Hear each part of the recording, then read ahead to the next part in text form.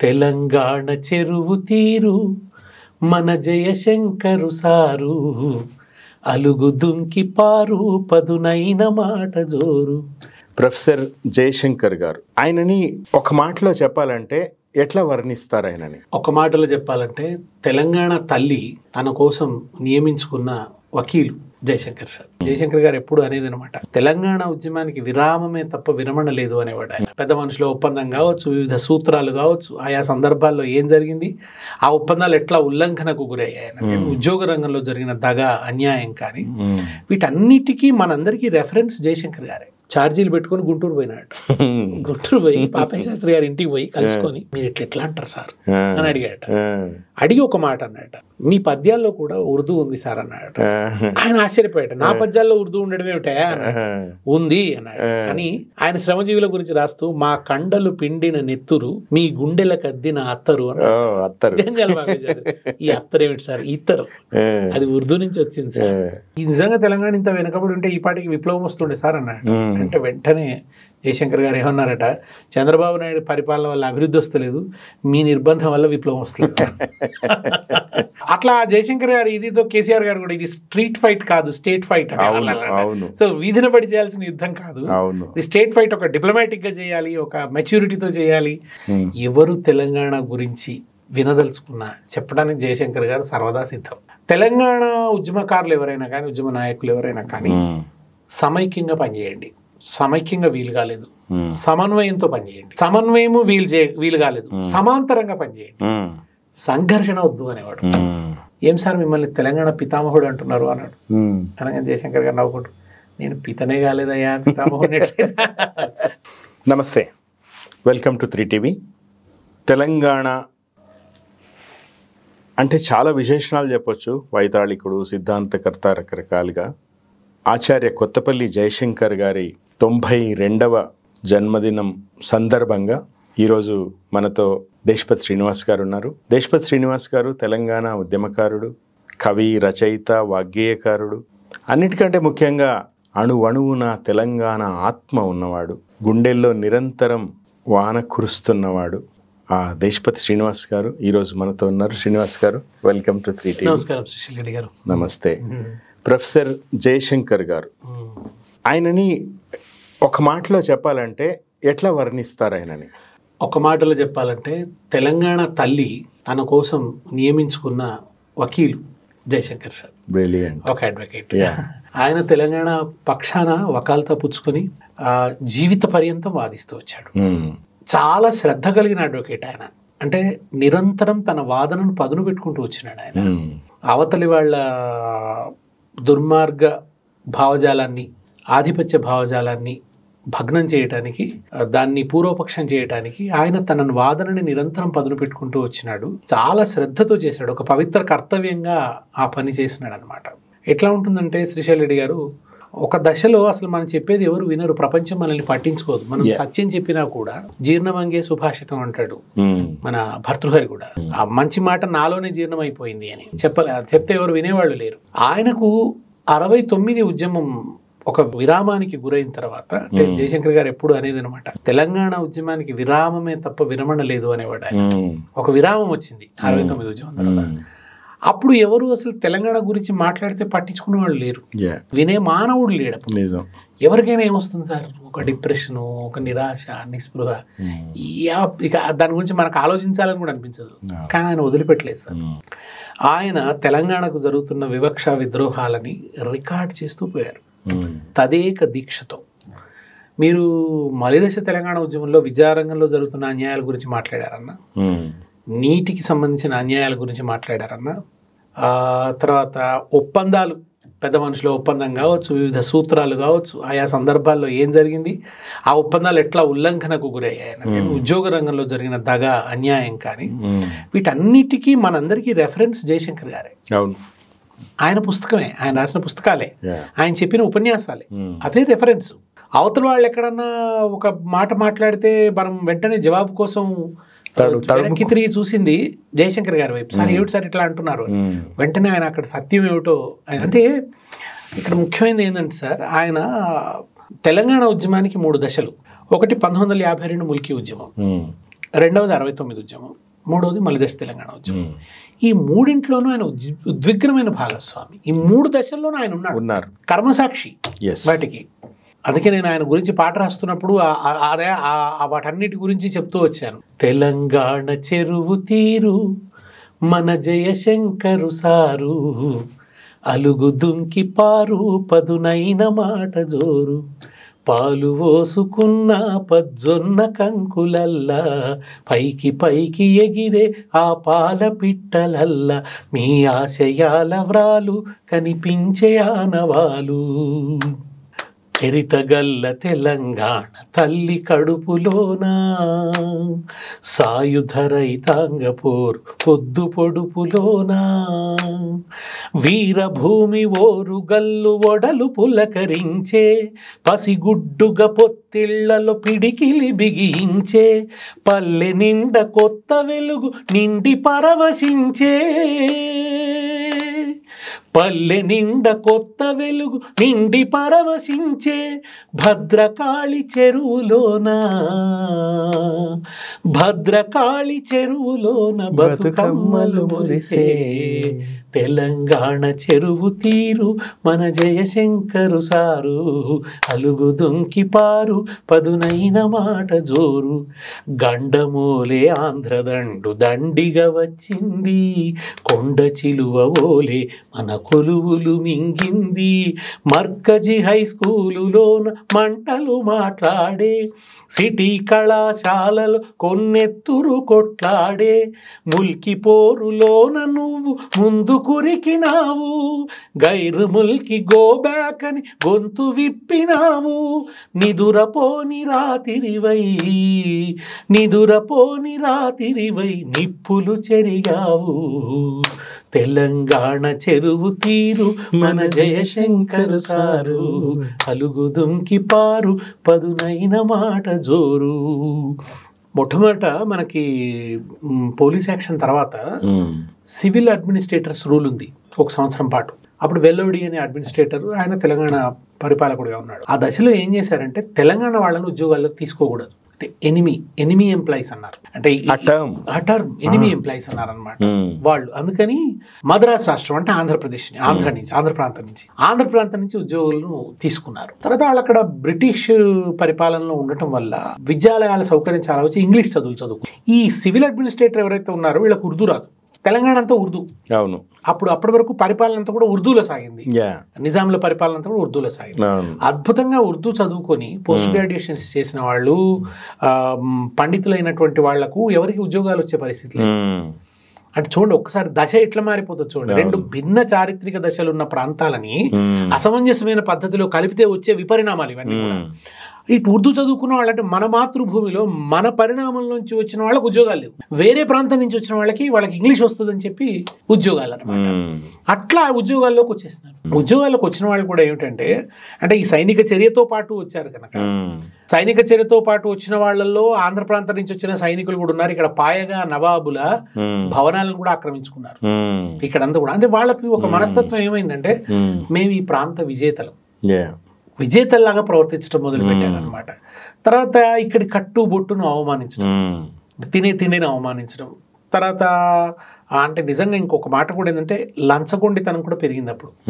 అంతకుముందు తెలంగాణలో ఎట్లా ఉండేదట అంటే మన చాలా మంది రెవెన్యూ రాసినవి కూడా ఏదో కొంచెం నెయ్యి ఇవ్వడం, పాలు ఇవ్వడం ఇలా ఉండేది. అది తీసుకుపోయి ఆఫీసర్ ఒక పద్ధతిగా ఒక సిస్టమాటిక్ గా కరప్షన్ అనేది మొదలైంది అనమాట. సో ఇవన్నీ తెలంగాణ సమాజంలో ఒక రకమైన వైమనస్యానికి కారణమైంది. రెండోది ఇక్కడ ఉన్న ముల్కీ రూల్స్ ని తుంగలో తొక్కుతూ, ముల్కీ రూల్స్ ఎప్పటి నుంచో ఇక్కడ అమల్లో ఉన్నాయి.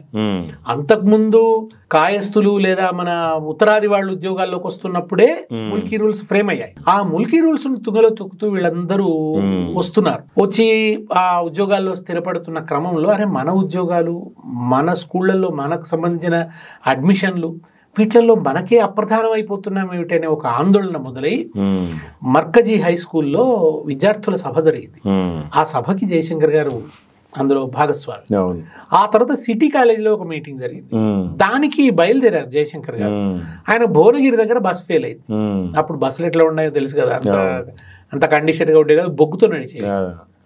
అక్కడ భువనగిరి దగ్గర బస్ ఫెయిల్ అయితే ఆయన ఆ సభకు చేరుకోలేకపోయాడు. సభ మీద కాల్పులు జరిగాయి. కాల్పులు జరిగి 4 చనిపోయారు. ముల్కీ పోరాటం అంటాం, అదే గైరు Mulki go back, idli sambar go back. అంటే అప్పుడు వాళ్ళు వచ్చి హోటళ్లు పెట్టి ఇక్కడ ఇడ్లీ సాంబార్లు అనేవి కొత్తగా మొదలైంది తెలంగాణలో. అందుకని ఆ దాంతో అన్నారు ఇడ్లీ సాంబార్ గో బ్యాక్ అన్నారు. అంటే మద్రాసు ప్రభావం వల్ల వాళ్ళకి ఇవన్నీ ఉన్నాయి కదా. జయశంకర్ గారు ఎప్పుడు ఒక మాట అనేవాళ్ళు అనమాట, ఏంటంటే నిజంగా ఆ రోజు నేను చనిపోయినా బాగుండేదయ్యా, నేను ఆ సిటీ కాలేజీకి చేరుకొని నేను చనిపోయి ఉంటే ఈ 50 సంవత్సరాలు తెలంగాణ అనుభవించిన నరకయాతన చూసే ఆ గతి నాకు ఉండకుండా పోయేది, అది చూడవలసి వచ్చింది నేను. అంటే మనకెవరికి కాన్షియస్నెస్ లేదు కానీ ఆ కాన్షియస్ తో ఉండి తెలంగాణకు జరుగుతున్న అన్యాయం అర్థమయ్యి ఒకరితో చెప్పలేక, ఎవరు వినకపోతే జరుగుతున్న దాన్ని చూసి సహించలేక ఏం చేయలేని ఒక హెల్ప్లెస్ కండిషన్, అది ఎంత అవస్థ పెడుతుంది మనిషి. ఆ బాధనైనా జీవితం అంతా కూడా అనుభవించాడు. జీవన పర్యంతం ఒకటే ఎజెండా, తెలంగాణ రాష్ట్ర సాధన అనే ఎజెండా తప్ప ఇంకో పని లేదు, ఎజెండా లేదు ఆయన. అట్లా ఆయన ఈ భావజాలాన్ని బలోపేతం చేస్తూ వచ్చాడు. బలోపేతం చేస్తూ, అంటే సార్ మరణించిన తర్వాత ఆయన ఇంట్లో చూస్తే సార్ ఎప్పటి నుంచో 52 నుంచి ఉన్న బడ్జెట్ అంతా కూడా రికార్డ్స్ ఉన్నాయి. ఆ బడ్జెట్ లో ఫండ్స్ ఎలా పోతున్నాయో నోట్స్ రాసుకొని పెట్టుకున్నాడు. పూర్తి సాధికారతతో ఆయన ఎప్పుడు కూడా సాధికారంగానే మాట్లాడారు సార్. ప్రల్లదనం లేదు మనిషిలో. లేదు, సభలో మాట్లాడితే సాధికారంగా మాట్లాడడం, సాక్ష్యాధారాలతో మాట్లాడడం. తర్వాత ఒక మాట మాట్లాడితే ఆచి తూచి మాట్లాడేవాడు సార్. ఆయన ఉపన్యాసం చెప్తుంటే సార్ది మేఘ గంభీర స్వరం. నేను ఎప్పుడు అనేది అబ్బాయి ఎంత అద్భుతంగా ఉంటుంది సార్ మీ వాయిస్, ఏదైనా ఒక డబ్బింగ్ చెప్పిస్తే బాగుండు అనిపిస్తుంది సార్, వాయిస్ రికార్డ్ లో చాలా బాగుంటుంది అంటే ఏమున్నాయా నువ్వేదో అంటుంటావు ఇట్లా అనేది నన్ను. తర్వాత మాట్లాడితే వాక్యం గోడ కట్టినట్టు ఉంటుంది సార్, పక్కడబంది, ఎక్కడ శైథిల్యం ఉండదు వాక్యంలో, చిన్న శైథిల్యం ఉండదు. ఆయన ఉపయోగించే పదాలు చాలా అప్రాప్రియేట్ గా ఉంటాయి. అంటే ఏ భావం చెప్పదలుచుకున్నారో ఆ భావానికి అనుగుణమైన అప్రాప్రియేట్ పదం వస్తుంది అనమాట. ఇంత అప్రాప్రియేట్ గా ఎట్లా స్ఫురిస్తాయి సార్ అని అడిగాను. దానికి సార్ చాలా ఇంట్రెస్టింగ్ జవాబు చెప్పారు. నేను ముందు ఉర్దూలో ఆలోచిస్తాను శ్రీనివాస్, నేను నా ఆలోచన ఉర్దూలో సాగుతుంది, తర్వాత దానికి నేను సమానార్థకాలని ఇంగ్లీష్ లోను తెలుగులోను వెతుకుతాను అని అంటారు అనమాట. ఆ క్లారిటీ ఆఫ్ థాట్ ఉన్నప్పుడు, లోపల ధర్మాగ్రహం ఉన్నప్పుడు, అవును కరెక్ట్ ధర్మాగ్రహం ఉన్నప్పుడు ఆ పదాలు అవన్నీ కూడా సమకూరుతాయి. అంత చిత్తశుద్ధి ఉన్న జయశంకర్ గారికి అవన్నీ కూడా అట్లా సమకూరడం అనేది ఆశ్చర్యమేం కాదు. అంటే ఆయన ఈజ్ ఎ స్కాలర్లీ పర్సన్. ఆయన పండితుడు. ఆయన అలీగఢ్ విశ్వవిద్యాలయంలో చదువుకున్నాడు. తర్వాత ఆయనకి తెలుగు సాహిత్యం మీద కూడా గొప్ప అవగాహన ఉంది. ఆయన నాతో ఒక మాట ఏమన్నారంటే, గాలిబ్ కవితల అనువాదం దాశరథి కన్నా సదాశివ చాలా దగ్గరగా చేశాడు అని. అంటే అట్లా తులనాత్మకంగా పరిశీలన చేసి చెప్పగలిగేవాడు. తర్వాత మేము తెలంగాణ రచయితల వేదిక సభని వరంగల్లో పెడితే, రచయితల వేదిక సభలో నేనేం మాట్లాడతానయ్యా అన్నాడు. అంటే లేదు సార్ మీరు మాట్లాడాలి అని మేము అంతా ఒత్తిడి చేస్తే వచ్చినాడు. వచ్చి తెలుగు భాష మీద ఉర్దూ ప్రభావం గురించి మాట్లాడాడు సార్.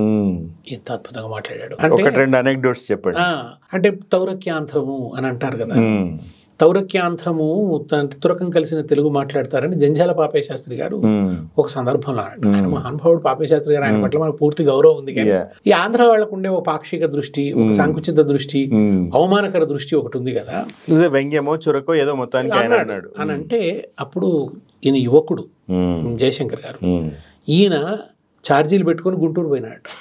గుంటూరు పోయి పాపయ్య శాస్త్రి గారి ఇంటికి పోయి కలుసుకొని, మీరు ఎట్లా అంటారు సార్ అని అడిగాడట.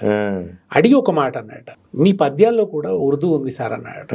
ఆయన ఆశ్చర్యపోయాట, నా పద్యాల్లో ఉర్దూ ఉండడం ఏమిటా ఉంది అన్నాడు. అని ఆయన శ్రమజీవుల గురించి రాస్తూ, మా కండలు పిండిన నెత్తురు మీ గుండెలకు అద్దిన అత్తరు అన్నారు. ఈ అత్తరు ఏమిటి సార్, ఇత్తరు, అది ఉర్దూ నుంచి వచ్చింది సార్ అని చెప్పినట్ట. తర్వాత వాళ్ళు ఆంధ్ర రాష్ట్ర ఉద్యమంలో భాగంగా జంధ్యాల పాపయ్య శాస్త్రి గారు ఒక పద్యం రాశారు.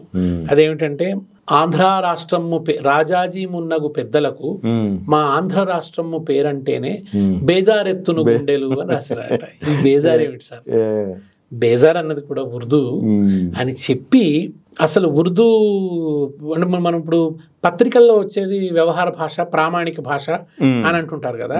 ఆయన చెప్పేది జైలు నుంచి 3 ఖైదీల పరారి, జైలు ఉర్దూ, ఖైదీలు ఉర్దూ, పరారి ఉర్దూ. దీంట్లో ఏముంది తెలుగు చిన్న ప్రత్యయాలు తప్ప కదా అనేది ఒకటి. తర్వాత ముద్దై మనకి కోర్టులో ముద్దయ్య అంట. అవును, ముద్దయ్య అంటే నేర ఆరోపితుడు కాదు, దావా వేసినవాడు. ఓకే, ముద్ద, ముద్ద జో ముద్దా ఉఠాయా ఉన్ ముద్దయ్, ఓకే, అట్లా అన్నమాట.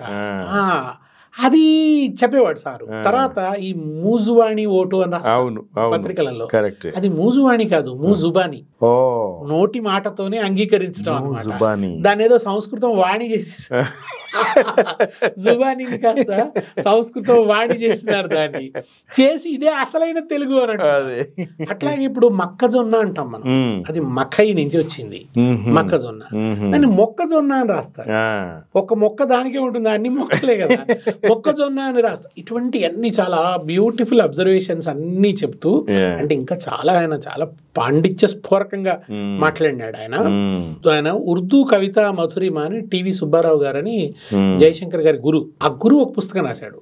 ఆ పుస్తకానికి శిష్యుడు ముందు మాట రాశాడు, శిష్యుడు అయిన జయశంకర్ గారిని ముందు మాట రాయమన్నాడు. దాంట్లో చాలా అద్భుతంగా రాశారు ఈ విషయాలన్నీ కూడా, అంటే ఉర్దూ ఎట్లా దాని ప్రభావం ఉంటుంది అన్నది. ఆయనకు ఉర్దూ అద్భుతంగా వచ్చు, ఇంగ్లీష్ అద్భుతంగా వచ్చు, చాలా బ్యూటిఫుల్ ఇంగ్లీష్ ఆయన మాట్లాడేది, చాలా గొప్పగా ఉండేది. అంటే ఏదైనా కరెస్పాండింగ్ చేయవలసి వస్తే కేసీఆర్ గారు కానీ ఎవరైనా కానీ ఒక నేషనల్ లో పెద్ద వాళ్ళతో మాట్లాడాల్సి వచ్చిన జయశంకర్ గారే రాసేది.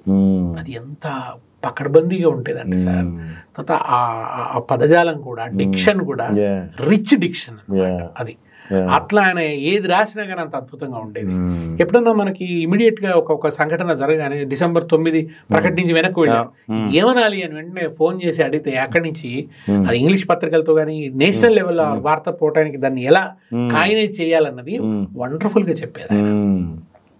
అట్లా ఆయన అంటే ఏ చిన్న సందేహం వచ్చినా ఆయన వైపు చూసే పరిస్థితి అనమాట. ఆయన అలా 1952 ఉద్యమంలో, 69 ఉద్యమంలో కూడా ఆయన చాలా యువకుడిగా చాలా ఆవేశపరంగా పాల్గొన్నాడు. అందుకే నేను అదే పాటలో ఆయన గురించి రాస్తూ, రక్తసిక్త చరిత్రలు అదో అగ్నికీలా 69 వేళ ఎగిసెను జనజ్వాల, కన్నులలో ఆవేశం కదలాడిన రుద్రుడు, ఆధిపత్య శక్తులపై అతడు వీరభద్రుడు. కన్నులలో ఆవేశం కదలాడిన రుద్రుడు, ఆధిపత్య శక్తులపై అతడు వీరభద్రుడు. ఆలోచన అవసరాన్ని తెలిసినా నిబద్ధుడు, తెలంగాణ కనుగొన్న అతడు మరో బుద్ధుడు. బుద్ధుడు అనేది అంటే ఒక గొప్ప తాత్విక ఇది చెప్పినవాడు బుద్ధుడు, కొంచెం అతిశయోక్తిలాగా అనిపించవచ్చు, కానీ ఒక తపస్సులో మునిగిపోయాడు ఆయన. ఆ తపస్సును నిరంతరం చేశాడు ఆయన. అందుకని అంటే ఈ నిబద్ధత కారణం ఏంటంటే 69 ఉద్యమంలో వచ్చిన వైఫల్యం, అప్పుడు రావాడ సత్యనారాయణ గారని ఉస్మాన్ యూనివర్సిటీ వైస్ ఛాన్సలర్, ఆయన ఏం చెప్పారట అంటే జయశంకర్ గారికి, జయశంకర్ ఇలా మనం ఆవేశపడితే వరిగడ్డి మంటిలాగా వస్తుంది పోతుంది ఉద్యమము, అట్లా కాదు, దీనికి బలమైన భావజాల పునాది వేయాలి, ఎవిడెన్స్ తో మాట్లాడాలి, మీరేం మాట్లాడినా అని అంటే ఇంకా అక్కడి నుంచి ఆయన ఒక లలిత్ కమిటీ ఏమిటి, నిధులు ఎలా తరలించారు, ఆ తర్వాత మన పెద్ద మనుషుల ఒప్పందాన్ని ఎట్లా నిర్వీర్యం చేసినారు. అంటే ఇది ఎవరి మనస్తత్వం? ఆక్రమణదారులు ఏం చేస్తారంటే వాళ్ళు కనుక అది వదులుకోవాల్సి వస్తే కలబెడతారు. ఇదేమో ఇటువంటి అన్ని ఆయన గ్రంథస్థం చేశాడు. అప్పుడు మన తెలంగాణ ఆంధ్రను కలపాలన్నప్పుడు తెలంగాణ వాళ్ళ వైపు కలిగిస్తే మాకు వచ్చే లాభం ఏమిటి, మాకుండే ప్రయోజనం ఏమిటి? అప్పుడు సర్ప్లస్ స్టేట్ తెలంగాణ, అవతలనేమో లోటు బడ్జెట్ తో ఉన్నది, అండ్ అక్కడ రాజధాని లేదు, భవనాలు లేవు, అనేక విపత్కర పరిస్థితులను ఎదుర్కొంటున్నారు. కనుక ఈ కలపటం అనేది అక్కడి నుంచి వచ్చిన డిమాండ్, వాళ్ళ ప్రయోజనాల కోసం వచ్చింది. తెలంగాణకి ఏమిటి ప్రయోజనం? ఈ విషయాన్ని ఆంధ్రపత్రికలు రాశాయి. ఇలా అడుగుతున్న తెలంగాణ వాళ్ళకి మనకు జవాబు లేదు చెప్పడానికి అని చెప్పి రాశారు. ఇదిగో మన వాళ్ళు చేస్తున్న వీటి వల్ల తెలంగాణ వాళ్ళు ససేమిరా అంగీకరించడం లేదు అని చెప్పి, ఆ రోజు వాళ్ళ మనసులో జరిగిన ఈ తతంగం అంతా కూడా, దాని వెనక ఉన్న అసలు ఉద్దేశాలన్నీ కూడా మనకేమో విషయాలంతా చాలా భావోద్వేగంగా చెప్పారు. దాశరథి లాంటి వాళ్ళు పొంగిపోయి, నేను రా తెలంగాణ నిగళాలు తెగదొబ్బి ఆకాశమంతెత్తార్చినాను, నేను రాక్షసి గుండె నీరుగా పద్యాలు పాడి మానవుని కాపాడినాను అని ఇట్లా రాస్తూ ఏదో 3 కోట్ల తమ్ములందరినీ కూడా నేను కలుపుతున్నాను, విశాల ఆంధ్ర గీతి పాడుతున్నానని పాపం భావోద్వేగంతో వీళ్ళున్నారు. వాళ్ళు ఆ భావోద్వేగంతో లేరు. నారాయణ రెడ్డి గారు కూడా రాశారు. అదేమో ఎన్టీ రామారావు రాయించాడు అనుకోండి. అంటే 69 ఉద్యమం నడుస్తున్నప్పుడు తల్లా పెళ్ళామా సినిమాలో ఆయన చేత రాయించాడు. వచ్చిండన్నా వచ్చాడన్నా వరాల జాతి మనది, నిండుగా వెలుగు జాతి మనది, అందులో వచ్చిండన్నా వచ్చాడన్నా వరాల తెలుగు ఒకటేనన్నా. ఇక్కడ ఒక అనెక్డోట్ చెప్పాలి మీకు. కాళోజీ గారు అన్నారు ఆ మాట. నేను తెలుగుదేశం పార్టీలో పనిచేసిన, మీకు ఐడియా ఉంది. అయితే తెలుగుదేశం పార్టీలో తెలంగాణ వాళ్ళు ఆంధ్ర వాళ్ళకి కూడా పార్టీ ఆఫీస్ లోనే చర్చలు నడుస్తుండే, ఫైటింగ్ కూడా అవుతుండే. అయితే అప్పుడు ఈ పాట ఎవరో మీ నారాయణ రెడ్డి గారే నిండుగా వెలుగు జాతివే అంటే నేనన్నా ఇప్పుడు దాన్ని కొంత మారుద్దాం, తెలుగు జాతి మనది, రెండుగా వెలుగు జాతి మనది గారే అన్నారు ఆ మాట. చివరికి వచ్చారు రెండుగా అనొచ్చు అని ఆయన చివరి దశలో ఆయనే అన్నాడు. అయితే వచ్చిండన్నా వచ్చాడన్నా వరాల తెలుగు ఒకటేనన్నా అని ఆయన రాస్తే కాళోజీ అడిగాడట, ఆయన రెడ్డి మరి నువ్వు వచ్చిండని రాస్తున్నావు వచ్చాడని రాస్తున్నావు, ఏ వరాల ముట్ట నీకు వచ్చి కాదు కదా, ఒకటే అన్నప్పుడు అది వ్యవహారంలో ఎందుకు లేదు, పుస్తకాల్లో ఎందుకు వ్యవహారంలో లేదు, మన మన మన రాత భాషలో ఎందుకు లేదు, మన రేడియో భాషలో ఎందుకు లేదు, ఎందుకు అది సెకండ్ గ్రేడ్ లాంగ్వేజ్ అయిపోతున్నది అని. వాక్యంలో 3 పాళ్ళు ఇంగ్లీష్ ను వాడుకుంటూ ఉర్దూ పదం ఒకటి రాగానే వెక్కిరించే సమగ్రాంధ్రవాదుల ఔదార్యము ఏమని వర్ణించాలి అని కాళోజీ ఒక కవిత కూడా ఉంటది. కాళోజీ జయశంకర్ మధ్య కూడా గొప్ప అనుబంధం సార్ వాళ్ళిద్దరు. జయశంకర్ గారి కాళోజీ అంటే బాగా ఇష్టం. కాళోజీ విట్స్ చాలా చెప్తుండేవాడు. ఆయన విట్స్ ఎలా ఉంటాయి అనేది అన్ని కూడా. ఈయన కూడా విట్టి పర్సన్, ఈయన కూడా విట్టి చాలా. మీకు విట్టి ఏంటి చెప్తాను. ఒకసారి పీస్ ఇనిషియేషన్ కమిటీ పక్షాన చంద్రబాబుతో చర్చలకు వెళ్ళారు. అప్పుడు ముఖ్యమంత్రి శాంతి చర్చలు, నక్సలైట్లతో శాంతి చర్చలు చేయాలి, 3వ ప్రత్యామ్నాయం అని చెప్పి ఒక ప్రయత్నం ఎస్ఆర్ శంకరన్ గారు, జయశంకర్ గారు, హరగోపాల్ గారు వీళ్ళందరూ ప్రయత్నం చేశారు. వెళ్తే మన ఆయన కన్నాఫిరాన్ గారు కూడా వెళ్ళి చంద్రబాబుతో చర్చలు చేస్తున్నప్పుడు చంద్రబాబు అన్నట్టు, ఏమిటి సార్ జయశంకర్ గారు మీరు తెలంగాణ వాళ్ళని రెచ్చగొడుతున్నారు, ఇది చేస్తున్నారు, అంత వెనకబడిందా తెలంగాణ, అసలు ఇప్పుడు అద్భుతంగా ప్రగతి మొదలైంది, ఇప్పుడు మేము చేస్తున్నాం ఇప్పుడు అద్భుతంగా. చూడండి నేను ఆధారాలతో మాట్లాడుతున్నాను అని, ఇవి గణాంకాలు అని. నోటికి ఆయనకు అన్ని నోటికి ఉండేవి. ఇదిగో ఈ రంగంలో ఇది పరిస్థితి, ఈ రంగంలో ఇది పరిస్థితి, ఇదిగో నీళ్ళలో ఇట్లా జరుగుతుంది, ఇది ఇట్లా జరుగుతుంది, ఇవన్నీ ఆయన కొన్ని ఏకరువు పెట్టాడు గణాంకాలు. ఆ వాటిదేమో సార్ మస్తు చెప్పొచ్చు అని పక్కన ఎవరు అన్నారు అంటే, ఇవేవి నా సొంత కవిత్వం కాదు, మీ గవర్నమెంట్ ఇచ్చినటువంటి గణాంకాలు అని చెప్పాడు. చెప్పంగానే పక్కన ఉన్న దొర అన్నట, డీజీపీ దొర, హెచ్జే దొర, ఆయన అన్నట, ఈ నిజంగా తెలంగాణ ఇంత వెనుకబడి ఉంటే ఈ పాటికి విప్లవం వస్తుండే సార్ అన్నాడు. అంటే వెంటనే జయశంకర్ గారు ఏమన్నారట, చంద్రబాబు నాయుడు పరిపాలన వల్ల అభివృద్ధి వస్తలేదు, మీ నిర్బంధం వల్ల విప్లవం వస్తలేదు. అంటే ఒక్క క్షణం కూడా ఆయన అడుగుకోకుండా మీ వల్ల విప్లవం వస్తలేదు, ఆయన వల్ల అభివృద్ధి వస్తలేదు అని చెప్పాడు అంత నిర్మోహమాటంగా. అంటే సార్ సత్యసంధత రుజువర్తన ఉన్న వాళ్ళకి ఎదురుగా ఎవరున్నారు లెక్కే ఉండదు, మాట్లాడేస్తారు. అవునవునవును, ఎందుకంటే అది లోపల, అంటే ఆయన ఇచ్చేసిన మాటలు కూడా యాచించి కాదు, తెలంగాణ శాసించి అది. అట్లా జయశంకర్ గారు ఇదితో కేసీఆర్ గారు కూడా ఇది స్ట్రీట్ ఫైట్ కాదు, స్టేట్ ఫైట్. సో వీధిన పడి చేయాల్సిన యుద్ధం కాదు, ఇది స్టేట్ ఫైట్, ఒక డిప్లొమాటిక్ గా చేయాలి, ఒక మెచ్యూరిటీతో చేయాలి అని ఆయన. మీరు ప్రస్తావన తీసుకొచ్చారు కాబట్టి ఇప్పుడు కేసీఆర్ గారికి మీరు మొదటి నుంచి కూడా ఆయనతో అనుచరుడిగా ఉన్నారు. జయశంకర్ గారికి కేసీఆర్ గారికి ఉన్న అనుబంధం ఇందాక ఎట్లయితే మీరు కాళోజీ గారు జయశంకర్ గారు చెప్పారో అట్లా 1-2 చెప్పండి. జయశంకర్ గారికి కేసీఆర్ గారికి చాలా ప్రేమానుబంధం. తెలంగాణ ఉద్యమంకి నాయకత్వం వహించాలి లేదా ఒక రాజకీయ పార్టీని పెట్టాలని కేసీఆర్ గారు అనుకోగానే కొంత చర్చ జరిగిన తర్వాత, ఆయన నిర్ణయం తీసుకున్న తర్వాత జయశంకర్ గారికి ఫోన్ చేశారట. సార్ కాన్స్టాంట్ గా నేను మీ పేరు వింటున్నాను, మీతో ఒకసారి మాట్లాడొచ్చా అని అన్నారట. అంటే తప్పకుండా, ఎవరు తెలంగాణ గురించి వినదలుచుకున్నా చెప్పడానికి జయశంకర్ గారు సర్వదా సిద్ధం. ఆయన అందరికీ చెప్పారు, ప్రతి నాయకుడితో కూర్చొని చెప్పినారు. అప్పటికే ఆయన చాలా మందితో చెప్పినాడు. అంటే తెలంగాణ గురించి ఏ సంస్థ వచ్చినా వాళ్ళు జయశంకర్ సహాయం తీసుకున్నారు.